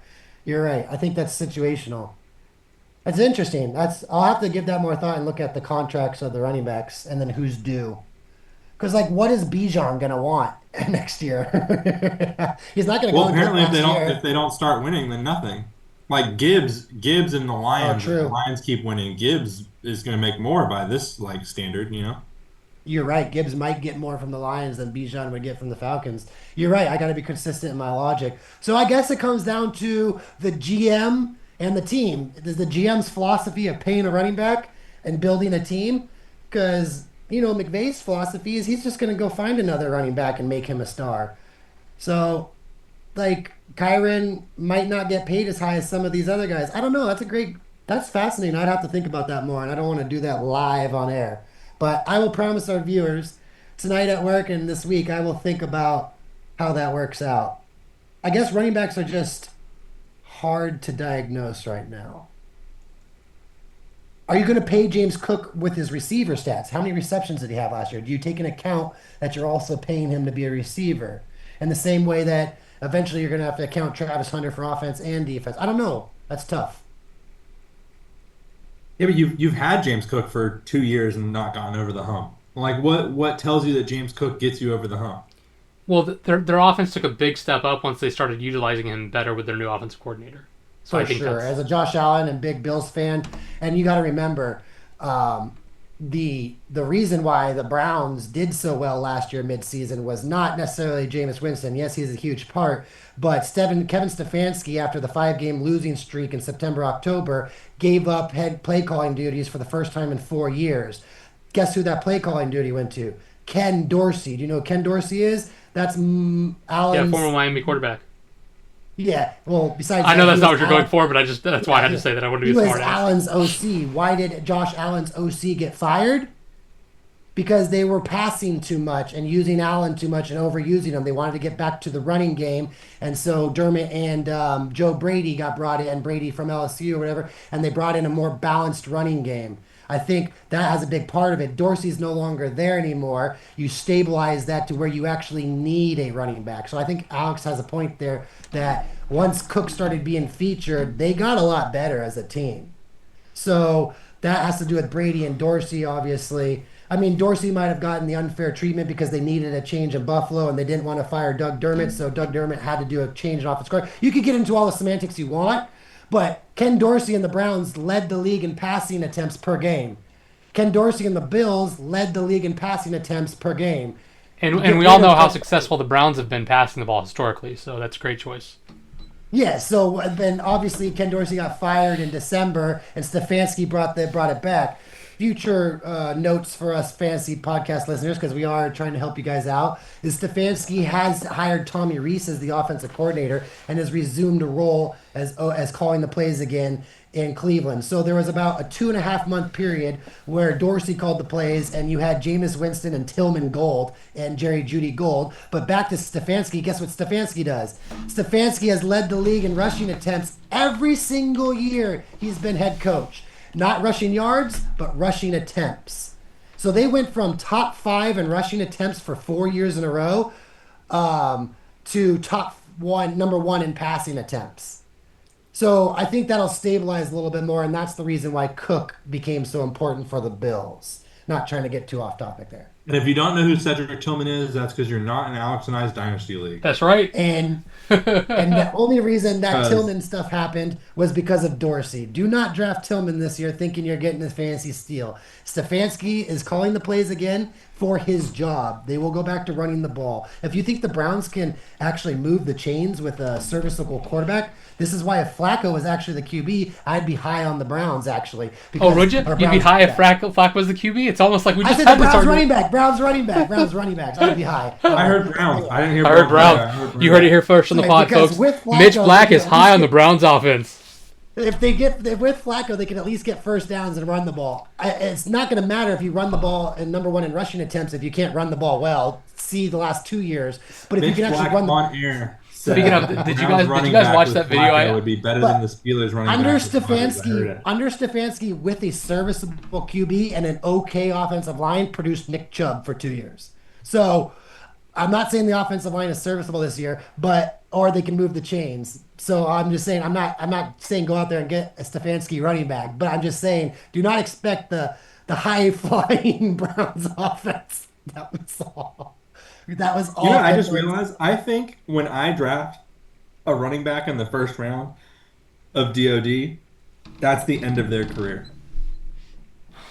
or Chris. Kind of like when Yeah. I trade I people. had Christian McCaffrey's last good year, Yeah, Reese Chubb's last Holmes' good last year. good year, Nick Chubb's last good Well, year, and Clinton Brees so Porter's you Hall know hasn't how had a good Brees you know Hall's how when last good you know year. my trade curse, right? Like in DoD, whenever I trade for someone, they That they player gets immediately hurt. like have something terrible happen. With the one exception where I bamboozled Vinny in the steal of the century. Other than that trade, every other trade I've made in DoD has gone horrendously for me. Something terrible's happened to the player. I realized what went wrong with the Cousins bet last year. I traded for Cousins before week 1 because Matt snaked him as his backup QB. So I took Stafford and I had to trade Matt Stafford for Cousins before week 1 as a joke trade. Because of that trade, Cousins got cursed last year. So that's on me, Kirk. My bad, bro. My bad. Should have kept Stafford. You did. I mean, we talked you into the preseason pie bets talked you into trading. It's funny too because neither of you used Stafford, and I think Luis Well, used it was for the Stafford. memes. So Like it was for the memes, yeah, right? Like that's why I for made the sure. trade. Wait, what was the trade that you wrecked me in, Alex? The Eric Decker trade back in the day. Oh, yeah, the Eric Decker trade. Dude, Listen, Tebow's lighting it up with Decker, bro. if there's one thing that I'll give myself credit for is I'm not going to go down without a fight because I will make a terrible trade just to like not have like a 2-win season. I'm pretty sure I've done that to Mitch multiple times where like he just trades me hot garbage from his bench for like one I don't star think because you and I have ever traded. I'm like out of running backs. I've only had 4 trades, and 2 of them were with Miles because none of y'all traded with me. Let's be real here. Every time I offer a trade, it's just like doesn't even get looked at. No one wants to be responsible for making my team better. Austin and I had a work tricked out trade last year, and even Chris and I. But they're just it comes down to they won't trade, and I mean I understand not trading your division, that makes sense. But like I could have a legit trade worked out where the other owner will be like, yeah, that actually is fair, but I don't want to be responsible for you getting better. That's what I've been told. You got So longest road too early, Mitch. You're too close to the win in Catan. Sorry, buddy. that's a great analogy. I definitely don't have enough fishing hidden D cards down to play this Yeah, you game. ain't got hidden D cards anymore. Just No, like I you said, the don't. thing that you like most is winning DoD Super Bowls with 6, and like it's the one thing that like you get to hang over our heads. Nobody wants to trade with you because nobody wants to give you those extra victory points. And that's fair. I'm just trying to make a point that I like winning more than I like my love of Rodgers. That's all that was. I wasn't trying to hang championships over you guys. I'm just saying, Says the Look, guy who sent us 12 screenshots through the course of the week from his like 2003 rosters with Aaron Rodgers. no, no, no. That was 2011 where 7 QBs went in the first round. I thought it was funny. And it was one screenshot. And I was like, guys, look, I got Rodgers a great value. It was like the 4th overall pick in the draft. That year, 7 QBs went in the first round, including Philip Rivers. Holy hell. Um, but yeah, no, I just let me just backtrack. I wasn't I do want to apologize. I didn't mean it as in like ha ha ha ha ha I have 6. I meant it as in like I can look at Rodgers objectively because I want to win. That's all I meant. Sorry. Oh, no, I don't think either of us take offense to it by any means. Okay, It's okay, just cool. Okay. all of us do hate you a little bit because you are so That's successful fair. in this league. That's fair. That's fair. That's fair. Like there's just no way around it. Like nobody wants to help you win in DoD. Just like we don't want to help Matt. We don't want to help Matt either. And if anything, I don't remember trading with you, Vinny. We might have had a trade. I forget. It's been so long. But the one thing I do remember was you and I arguing Rodgers and Adams for a whole summer. And you ended up drafting Adams. I ended up drafting Rodgers. And we both have amazing teams. And then you traded Adams to Chris for Tyreek Hill. So every time Rodgers threw his touchdown to Adams, I had to be upset because I went to Chris, who I was competing with for the division. Oh, So dude, yeah, I that was I brutal. hope He I was the number hope one wide receiver in the league, but that was another year where my team was just I no, that was the 2 years ago when I had was it 2 years ago? three so. years Is there ago? any? It was like I four don't or know. five. Yeah, All right, we're getting 2017. down the rabbit hole of you guys' past teams, which is not what we're supposed to be Yeah, yeah. discussing here. So Sorry. Okay. All right. Well, All I right, was just saying my bad. it sounds familiar, and I apologize. All right, we got off topic. Go on. I have a question for you guys Well, for I don't even fantasy. remember what we were talking about because we've gotten so far down the rabbit hole now. To We be were talking honest about with the We were running talking about back James James Cook, and then Cook, we you, fell yeah, off the deep let's end. move off of that. All right. I have a question for you guys. Yeah, go for it. All right. So this play caller gave Dak almost 5,000 yards, or sorry, for his two best years.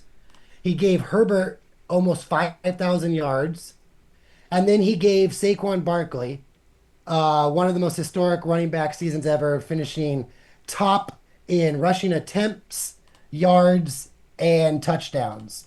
When he was on with Herbert on the Chargers, he was where is it? Third in passing attempts, 24th in rushing attempts. So let me do this again. Last year, this player gave Saquon Barkley one of the best running back seasons again, or this person. Philadelphia was last, dead last in the league in pass attempts per game.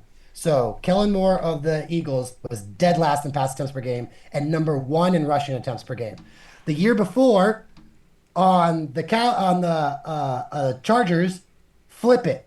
Third in passing, so third most in passing and 24th in rushing. Basically, a completely different offense. And then the 4 years before that, he was responsible for three great Dak years and one injured Dak year. That same play caller, who has an assistant named Doug Neusmeyer, has been with him for the last 6 years. Every time Kellen Moore has a job, he brings in Doug Musa to help him out. So every year in Dallas, when he left and went to the Chargers, and then when he left and went to the Eagles, and then when he left and went to the Saints, Doug Neusmeyer has followed him every single step, has gotten a job. They're both now the offensive coordinator and the head coach calling plays in New Orleans. Are we going to see the number one rushing attempt team? Or are we going to see the number three passing attempt team? Because Kellen Moore gives me no track record history to base what the Saints are going to be this year. And you I'm cannot gonna answer your ignore. question with a question. I sent Sure. you guys some videos on Facebook today. Did you see the one I sent about this? Oh, maybe I didn't send it to you because I wanted to show it on the pod. Hold on, let me. I'll show it so everyone can watch. Give me 1 second. This I think this will answer your question. You guys can't see my screen right now, right? No. No. Okay, perfect. All right, here you go, boys.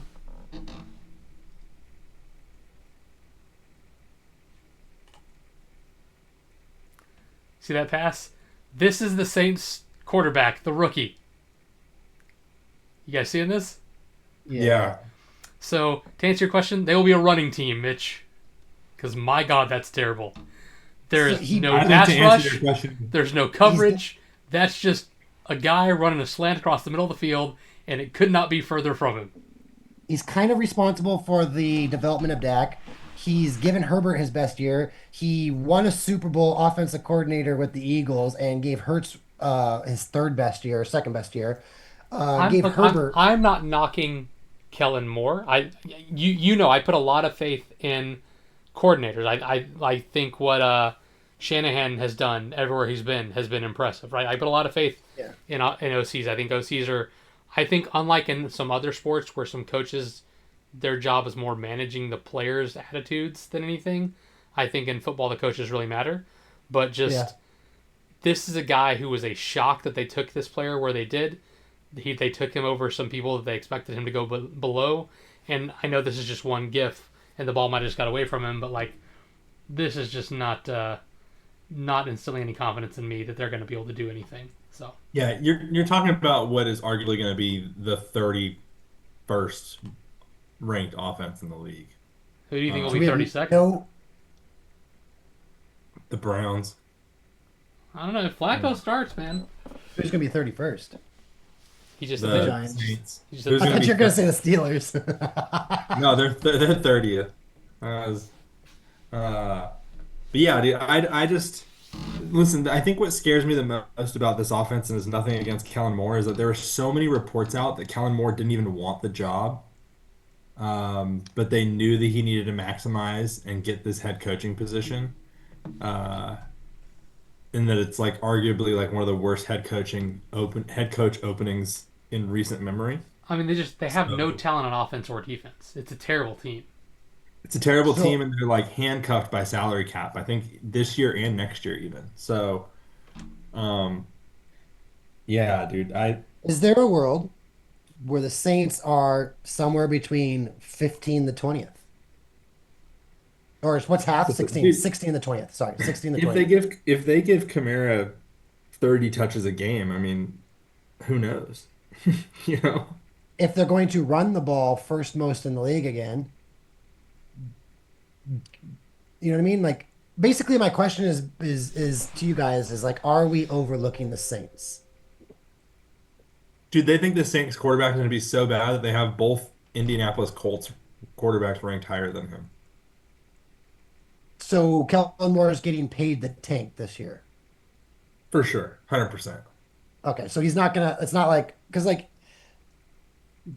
I would take a bad QB and an elite play caller over an average QB and an average play caller. Go see Stefanski and the Browns and whatever QB they roll out, or Dabble and whatever QB they roll out. I Wait, do think the I'd Saints rather. have the opportunity to do the funniest thing in the world and draft the same player twice? I'm sorry, what? Can they not draft Archie Manning and Archie Manning? Oh, Yeah, well, if that's the point, is that's the leading question is if you're the Browns and you tank for Archie and I was Archie and the Browns had number one overall pick, you'd probably be like, hey, I think I'm going to stay another year in Texas. Whereas if the Saints tank and go all the way down, Archie and the family might be more like, hey, yeah, go be QB of the Saints. So are the Saints automatically just, hey, Kellen Moore, come here, you've earned it, we'll pay you, but you know, good luck. Or is Kellen Moore actually trying and he can actually put up an 18th best offense in the league and it won't be 30 to 32? Because 18th best, you can still have fantasy relevant players like a Kamara. That's Yeah. my question, is what I'm getting at is someone like me who prides coordinators even more so above a lot of QBs? I can't overlook the guy I've been looking at for the last 4 or 5 years as one of my favorite sleepers. Every time I'm like, yep, all right, I'm going to draft Chargers players. Oh, I'm drafting Cowboys players. Yep, I'm drafting Eagles players. I'm going to take Barkley. I don't even care. Call it. I love it with Kellen Moore. Vinny, you saw it coming. You're like, oh, I should have seen that coming.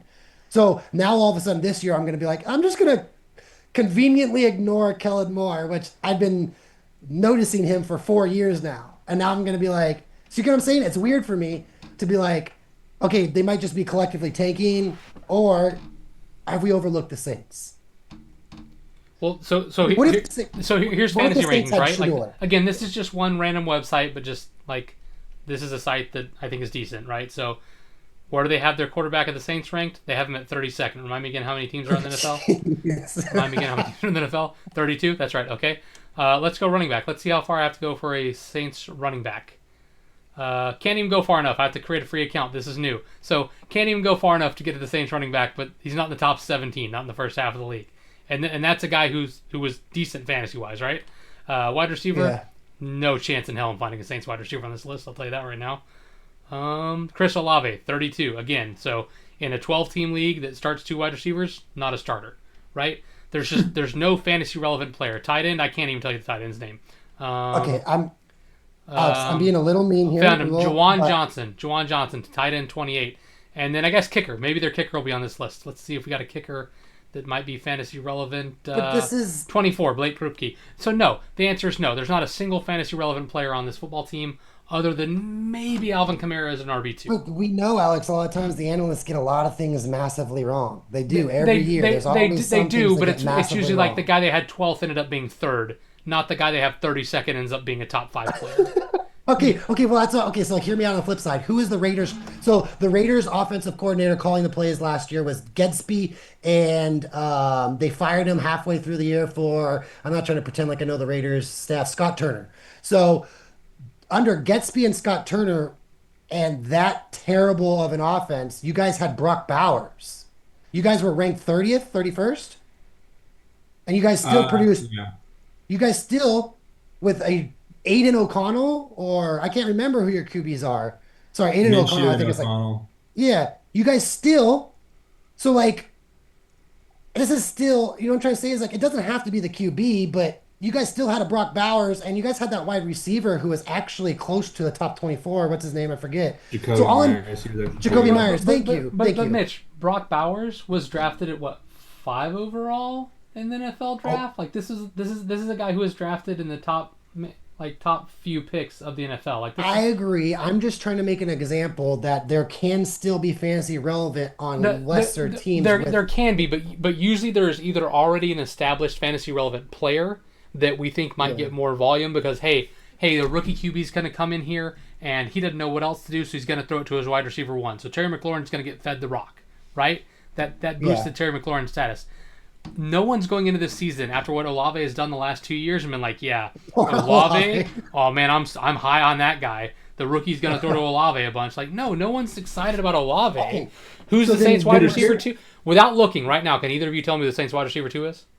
Raheem Shaheed, baby. Shaheed. Okay, good job, Vinny. Rashid Shaheed. Yeah, what's he known for? Catching one deep ball every 3 games. Is that a guy you want to start in fantasy? Yeah, man, he's my favorite wide receiver to draft in like leagues that do. Okay, so then what we are return saying yards then and stuff. Just get out. is for the first thanks, Vinny. For the first time in 5 years, a Kellen Moore ran offense with Doug Musmeyer. For the first time in 5 years, won't have a fantasy relevant player because in Okay, the wait. last 5 years, any Kellen Moore offensive ran has fantasy gold. I mean, Over if under I had to over pick one, under 8.5 games for Chris Olave. See what? Over under 8.5 games for Chris Olave this Oh, year. Chris Olave might not even be a Saint. He was like already agreed upon for a trade to the Steelers before Metcalf or whatever and all that. Blah blah. I'm getting off topic. I'm gonna go under because I don't even think Metcalf or Olave might be a Saint. Can you at all. imagine having as many concussions as Olave has, and then you roll out Spencer Rattler or Tyler Schluff to be your Guy quarterback? who throws you open? I want to know Dude, why like, this website he's- lets me see 200 wide receivers but only 17 running backs. Like, what's this about? Kamara's at 19 too, so he's literally the one below you can't see. I pulled it up. I think fancy pros might be having an issue because mine kept closing on me. No, it's they want you like on mobile. You can't see anything because they want you to sign up for stuff. I mean, I guess I can for the sake of the podcast, but the point that I'm trying to make is, yeah, if I had to draft a Saint, I think it's Kamara's the only Saint that I'd be willing to take. There's no tight end that could I mean, produce in a Kellen. I just told you, Jawan Johnson. Is that somebody you're high on? I mean, I don't know. I'm asking you. Basically, I'm accepting the fact of what you're saying that a Kellen Moore offense isn't going to have a fancy relevant player for the first time in 5 years, or we are not ignorantly, but Well, I think you know, I we're think it's because overlooking. you have to have some talent to work with, right? So like when I'm like, for example, I use Kyle Shanahan as an example. I'm big on what Shanahan did because he took players who were good and he made them great, right? But he still had weapons. He had Matt Ryan. He had Julio Jones when he was Sure. when he was the Falcon. When he went out to San Francisco and he had no passing game because he had Jimmy G. You know what he did have? He had a great offensive line. He's like, hey, let's run the ball and let's get creative with Deebo Samuel. He had a young, multi-tool wide receiver that could do a lot of different things. So he made fantasy relevant players because of the skill sets he had. When I look at the Saints offense, I don't see a Deebo Samuel or a strong offensive line or something. I don't see any pieces there for him to make magic out of. Like I it's agree like with that. it's like hey, I'm gonna give you the ingredients to make a soup, and every ingredient is expired. Good luck, right? Right. So, Alex, So- yeah, I agree with everything you're saying to the point It's like of you have mayonnaise, cereal, and anchovies. Please make a soup. so that's tough though. It's tough because it's like yeah, so it's like I guess if Luke Getzky was the offensive coordinator for the Saints, then I would probably have them as the worst, you know. Can But you it's stop? Let- Can let- you stop bringing up the Raiders like worst hire aside Hold on, from let's. Josh McCown? But that's what my point Let me ask is, it to you is this like, way. Let me ask it to you you this guys way. have relevant Let, players, let's yeah? say you found the greatest master swordsman in Japan, right? Like Japanese people, they love swords. It's part of their culture, you know, samurais and stuff. The greatest master swordsman in Japan versus a above average swordsman from Europe, and they're in a fight. Okay. The European has the finest blade from anywhere, and the Japanese guy has a yardstick ruler that you used as a kid. to sword I'll take fight. the Which one you Japanese picking? guy. Because Kellen Moore's got a yardstick ruler in this fight, right? That's the problem. It doesn't matter how good he is. He ain't got nothing. No, His you're weapon right. is a dull piece of wood, and the other guy And has a freaking sword. I'm not arguing with you guys as much as I'm just posing it more of a debate for our viewers and stuff. It's something to think about because I am with you guys. It's hard for me to be like, okay, I'm not touching a Kellen Moore player for the first time in 5 years of fantasy. That's wild. I have one more Also, coordinator to talk about if we have I time. will say though, Mitch, I will say like if you have one excuse to be a detractor, we don't know how coordinators do as head coaches, and sometimes they're not as good. You 100%. It's just the truth of it. Like some of them go like the McVays and the Shanahans of the world, and they're great, and others go like Daboll and Norv Turner. Canales and Turner and Was that Liam Cohen then? they're not that good. Josh You're telling me McDaniels, you're telling me the Jags potentially could just be the Jags again? they could potentially be the Jags again. Potentially. I'm actually here with my buddy Liam Cohen in Jacksonville right now. If you guys don't have any questions, I'll do one more coordinator question to ponder. Go for it. Another coordinator I'm having trouble dissecting for my fantasy this year. This coordinator was a top coordinator in the league from 2013 to 2015. His team was for top five in all offensive categories. Anyone you want to put up there, they're top five. He gets fired because he made himself the GM and he did some stupid trades, including LaShawn McCoy. And he got pushed out of Philadelphia because of his GM abilities. They didn't want to fire him as the head coach, as the GM and leave him as the head coach. So they just fired him in general. After that, he went and coached UCLA for 5 years as the head coach. I Last heard he year, replaced Luke Getsy. last year, he was the offensive coordinator for the national title winning Ohio State Buckeyes. This coordinator is known to run one type of offense, Chip Kelly.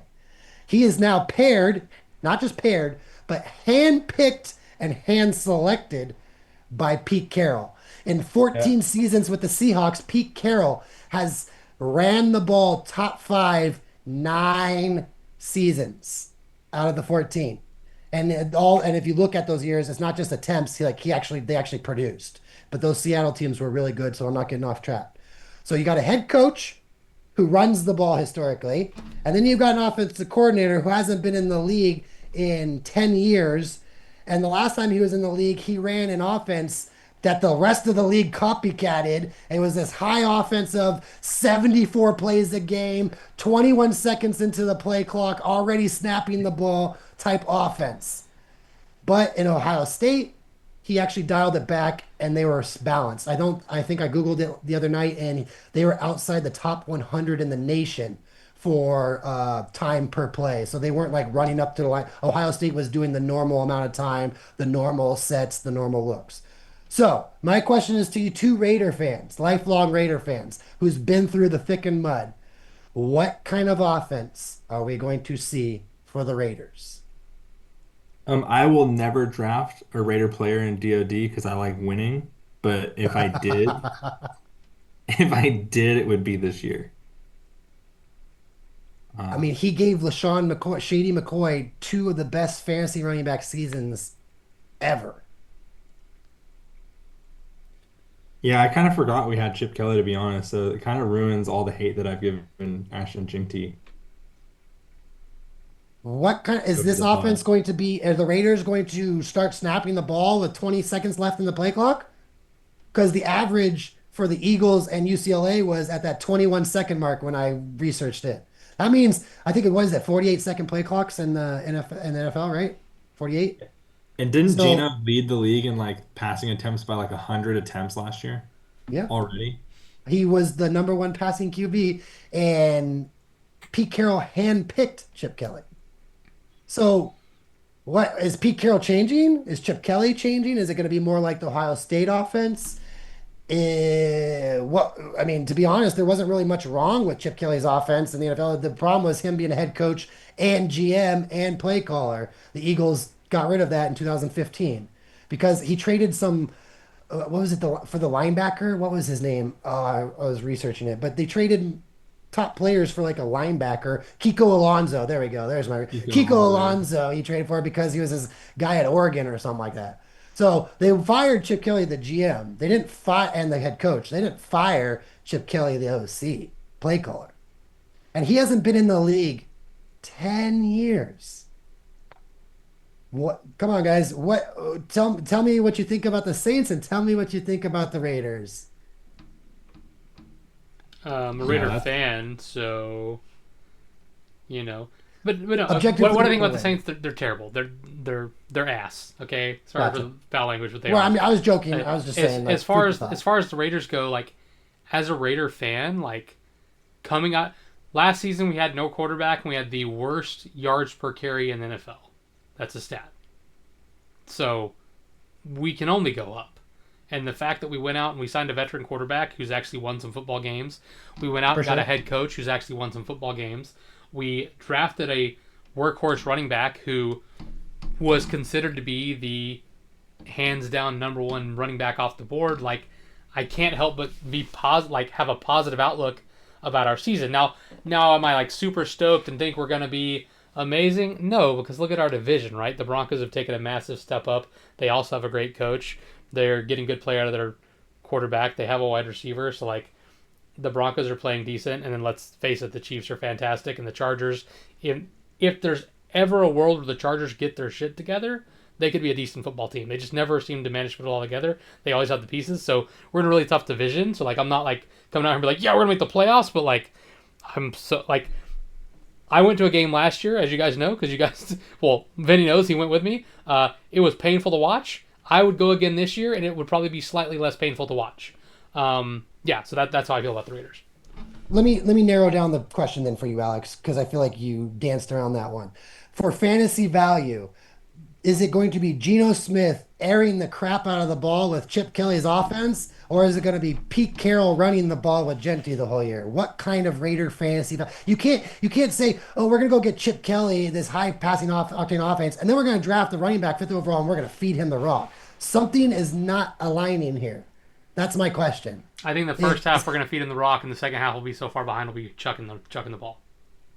So we're going to do both. Yeah, So Chip Kelly's calling the plays free roam second half, but first half it's going to be scripted by Pete Carroll. I can see that actually as a kind of a realistic possibility. Hey Chip, wherever down, just do your thing with the offenses. Could you imagine the Raiders running up to the and snapping the ball with 20 seconds still left every time? Like, I'm ready for this, but I don't want to miss out on the fantasy value. If you got the Raiders are running 73 plays a game on offense because they're sprinting to the ball, there's going to be fantasy gold regardless. You can't run 73 plays a game and not have one fantasy relevant player. Brock Bowers might be the greatest tight end fantasy season to ever exist.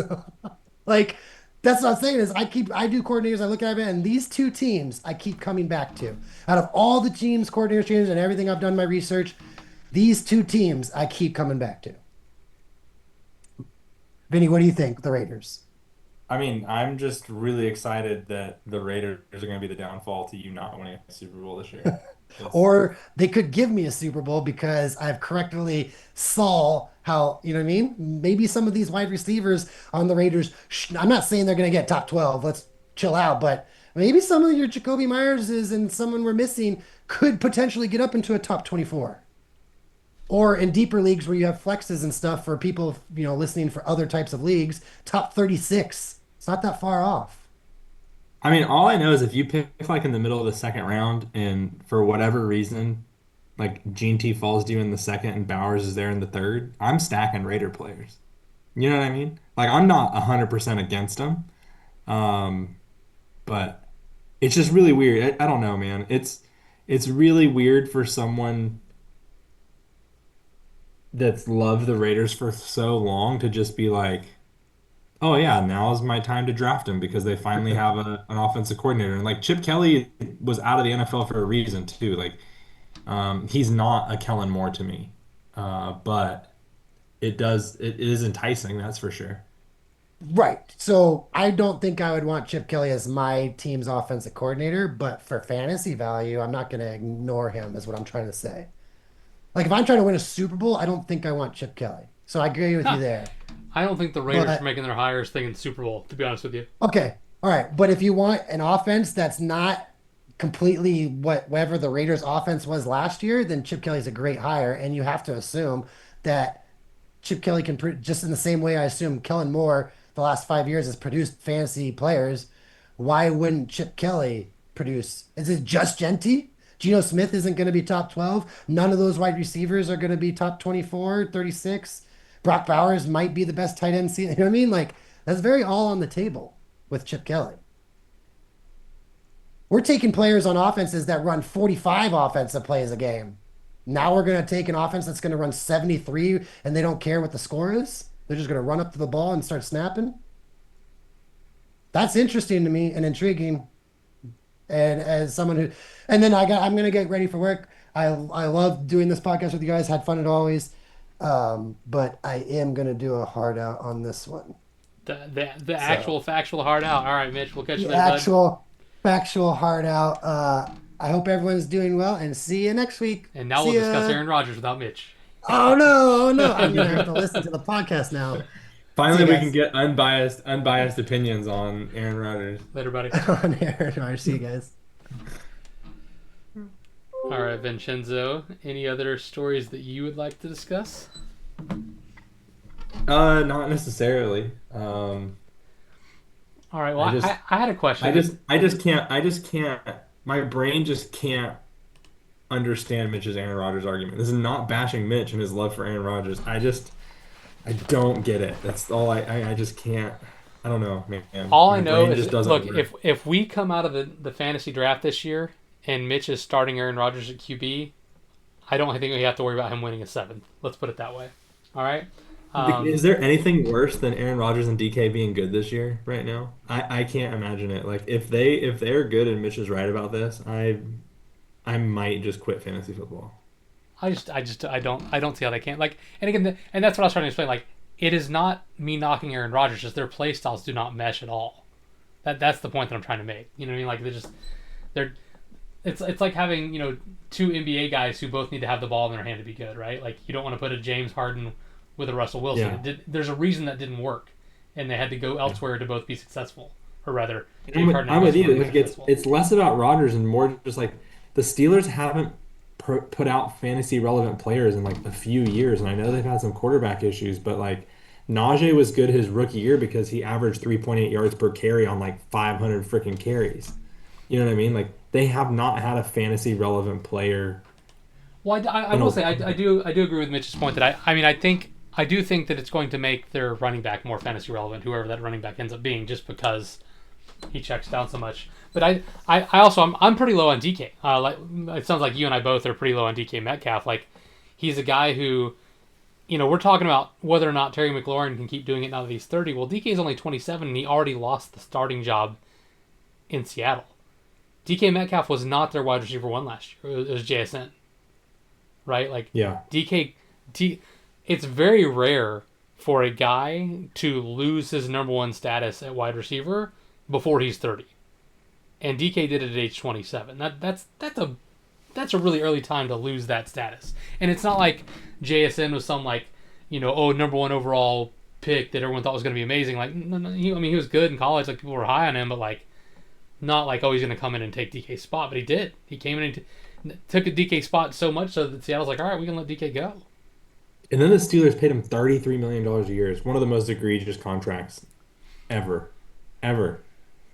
Anyway, but no, I didn't really want to talk about that. I was just joking. So Yeah. I have another sports related. Well, it depends. We've been going for around an hour and 45 minutes. Do you want to wrap it there? Or do you want to keep it going? No, I can go for another question. Okay. So this one is sports related, but not fantasy football related. What are your top 5 sports movies?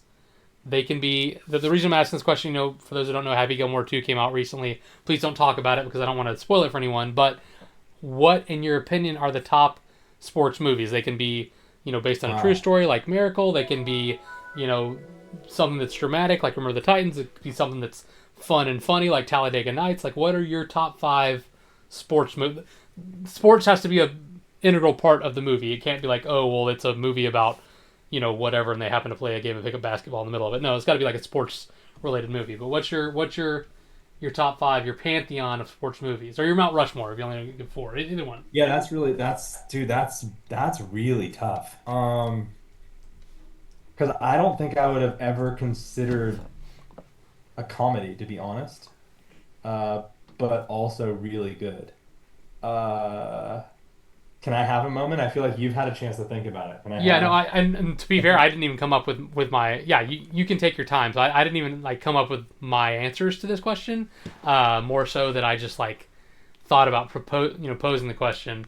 But yeah, I'm not in any particular order. I think that like if I was gonna make a list, I'd probably try to pick like one from each sport kind of situation. You know what I mean? Hmm. So like with football, it's tough because there's a couple of good football movies. So I'd probably say The Replacements with Keanu Reeves. Ooh, dude, I'm a that's big Replacements yeah. fan. Really enjoy that movie. For those who've never seen it, it's basically they have to get a bunch of scabs to come and play football because the players go on strike, and they get a bunch of guys who used to be good or played other sports like rugby and whatnot, and fairly entertaining comedy, but there's some good sport in it too. So that'd be my football movie, and that I take it back. I have to put 2 football movies on there because like I'm a sucker for Rudy. Anytime Rudy comes on, I watch it. So Nice. I'd have to say Rudy's on the list. If you haven't seen Rudy, then I don't know why you're listening to a sports podcast. Let's see. For baseball, there are a few good baseball movies as well. That one's tough for me. But I'm gonna give you a wild card answer here because it could be a comedy. I'm gonna go with basketball. So it's baseball and basketball, but it's Wow. comedy. Love that movie from the creators of South Park. And then, man, it's tough. It's tough to come up. I will say Miracle. I think Miracle is just like such a great story. The hockey movie based on true story. If you haven't seen it, you should. So that's my top 3 off the top of the dome. And then I'll try to come up with some more. Yeah. Or yeah, or 4. I guess I gave 4, but yeah. Dang, this is really tough because I have so many. Like, Remember the Titans is such a classic. Hmm. I want to almost put Waterboy in there, Oh, but it's that's great. like, How many Adam Sandler movies are on the list? My God, dude's made a lot of good sports movies over the years. okay, I know for sure one of my all-time favorite sports movies. I'm putting Caddyshack up there for golf. Okay, sure. Caddyshack is my golf movie. Full disclosure, even though I'm not a golf guy, I almost put Tin Cup on the list. Oh, dude, Tin Cup is a great one. It's a Yeah. great movie. I'm gonna mix it up because it's one of my all-time favorite movies. The Warrior, UFC with Tom Hardy and the guy from Avatar. What's his name? Or is it just called Warrior? Where they're brothers and they have to fight each other for like money uh, in like this tournament. Have you ever seen it? It's a fantastic I don't movie. think You so. gotta I'm see not a it. big UFC guy. Yeah, it's more like the storyline versus like actual UFC. It's a fighting movie, so I just love that movie. So I'm putting that up there. Uh, I have to put Remember the Titans up there over Waterboy. So I'm gonna stick kind of with that same theme. Where does Dodgeball in the list? I feel like maybe Dodgeball is Yeah, in I my mean it's a top sport. Yeah.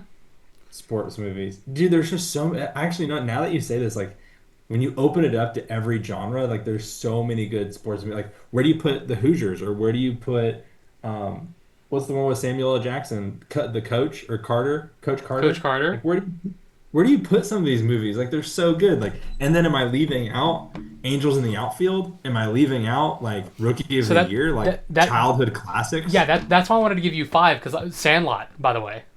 Sandlot. Sandlot. Oh my God, That's dude. why I wanted to give you 5 because there are so many.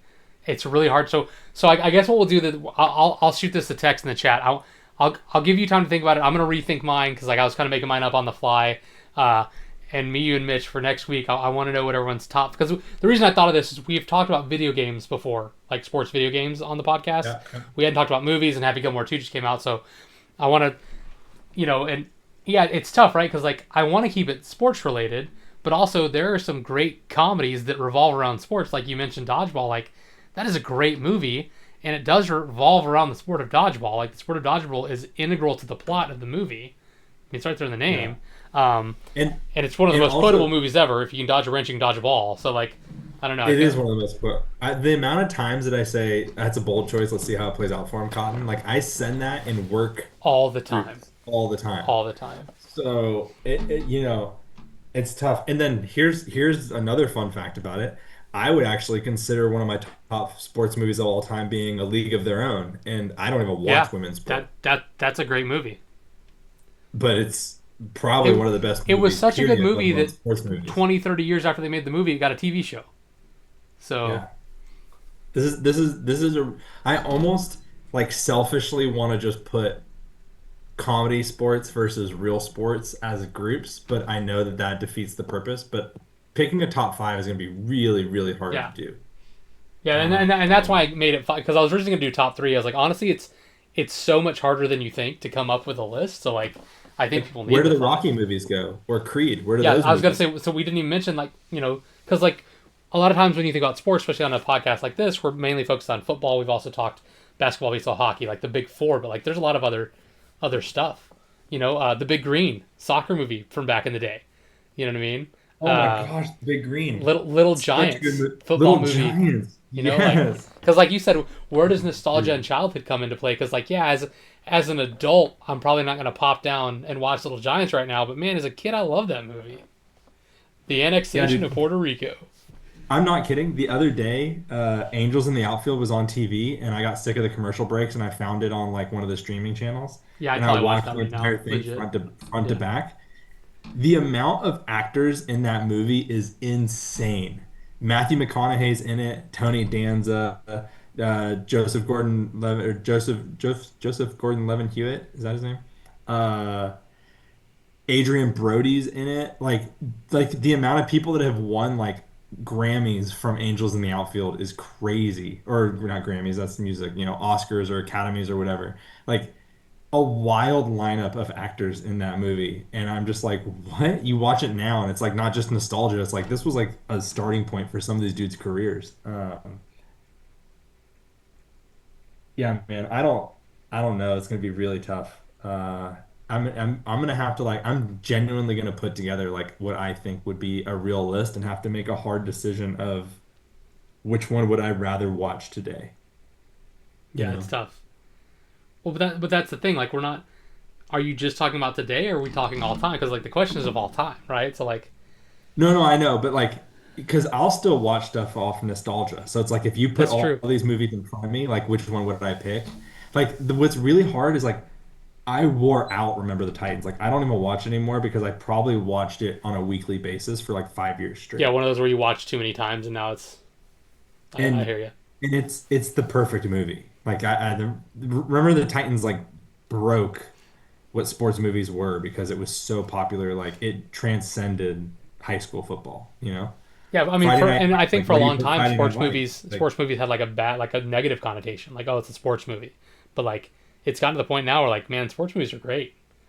You know, uh, what's another sport we did? NASCAR, Talladega, not Talladega, Days of Thunder with Tom Cruise, who's great. oh yeah, oh yeah. What do you do with all these like recent like F1 movies? Like dude, Ford versus Ferrari, great movie. Like Driving with Enzo, F1 just came out. And Uh, even though the movie itself was complete fiction, Blindside, you know what I mean? The Blindside was oh a yeah. popular movie. So Yeah, yeah, and then I mean, yeah, dude, where do you get in on some of this stuff? Like, what about Jerry Maguire? Not my favorite, but like, could definitely somebody's favorite. and you know what we haven't Uh, mentioned that covers all sports? Airbud. That dog gets around. We haven't even mentioned Dude, him. I was thinking Airbud, but I didn't want to say it. I didn't want to be the one that said it. Uh, Yeah, this is I think that would be great to like have like a serious discussion next week, and we have to put our top five in there because there's so many options. The Replacements is so solid. It's so solid. And like, what was that baseball movie with Rob Schneider and uh, wow, what's his name? The guy that plays Napoleon Dynamite too, where they're got that like other team. Yeah, dude. I don't know. They got the Bad News Bears. Oh my God. What was the name of that movie with Keanu Reeves where they're like, I'm oh, Papa. Their Hardball or hands in the something? air. Yeah, dude. Like, where I do know you what you're rank talking some of about. these?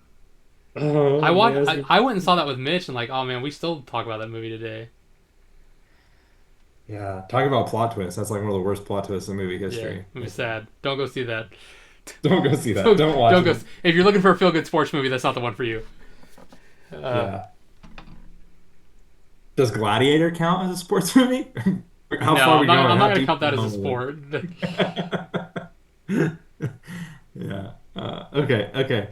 We'll have to do a serious think about this. Um, yeah. No. Good topic of conversation. So I'm making a list, checking it twice. It might be more important than my Christmas list at this point. Well, all right then.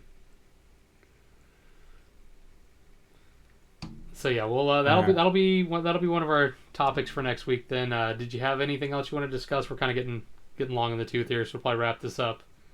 Yeah, no, I'm good. I think all I know is I think you and I need to put a ban on Steelers talk for a couple Well, weeks. yeah, next week we're just not going to talk about it. So, well, unless there's more news, right? Like the problem is there was news. Like I heard that tidbit today about the long ball, and then Mitch brought something up that triggered me to say that. Then we got on a path with DK. But yeah, well, look, if people are still listening, we'll keep talking about it. But I think people are going to get tired of us talking about a super medium team. So, Yeah, watch them do like put Caleb Johnson is announced starting running back and like tears it up in his first preseason game, and now we have to talk about it because he's a rookie running back who's a stud.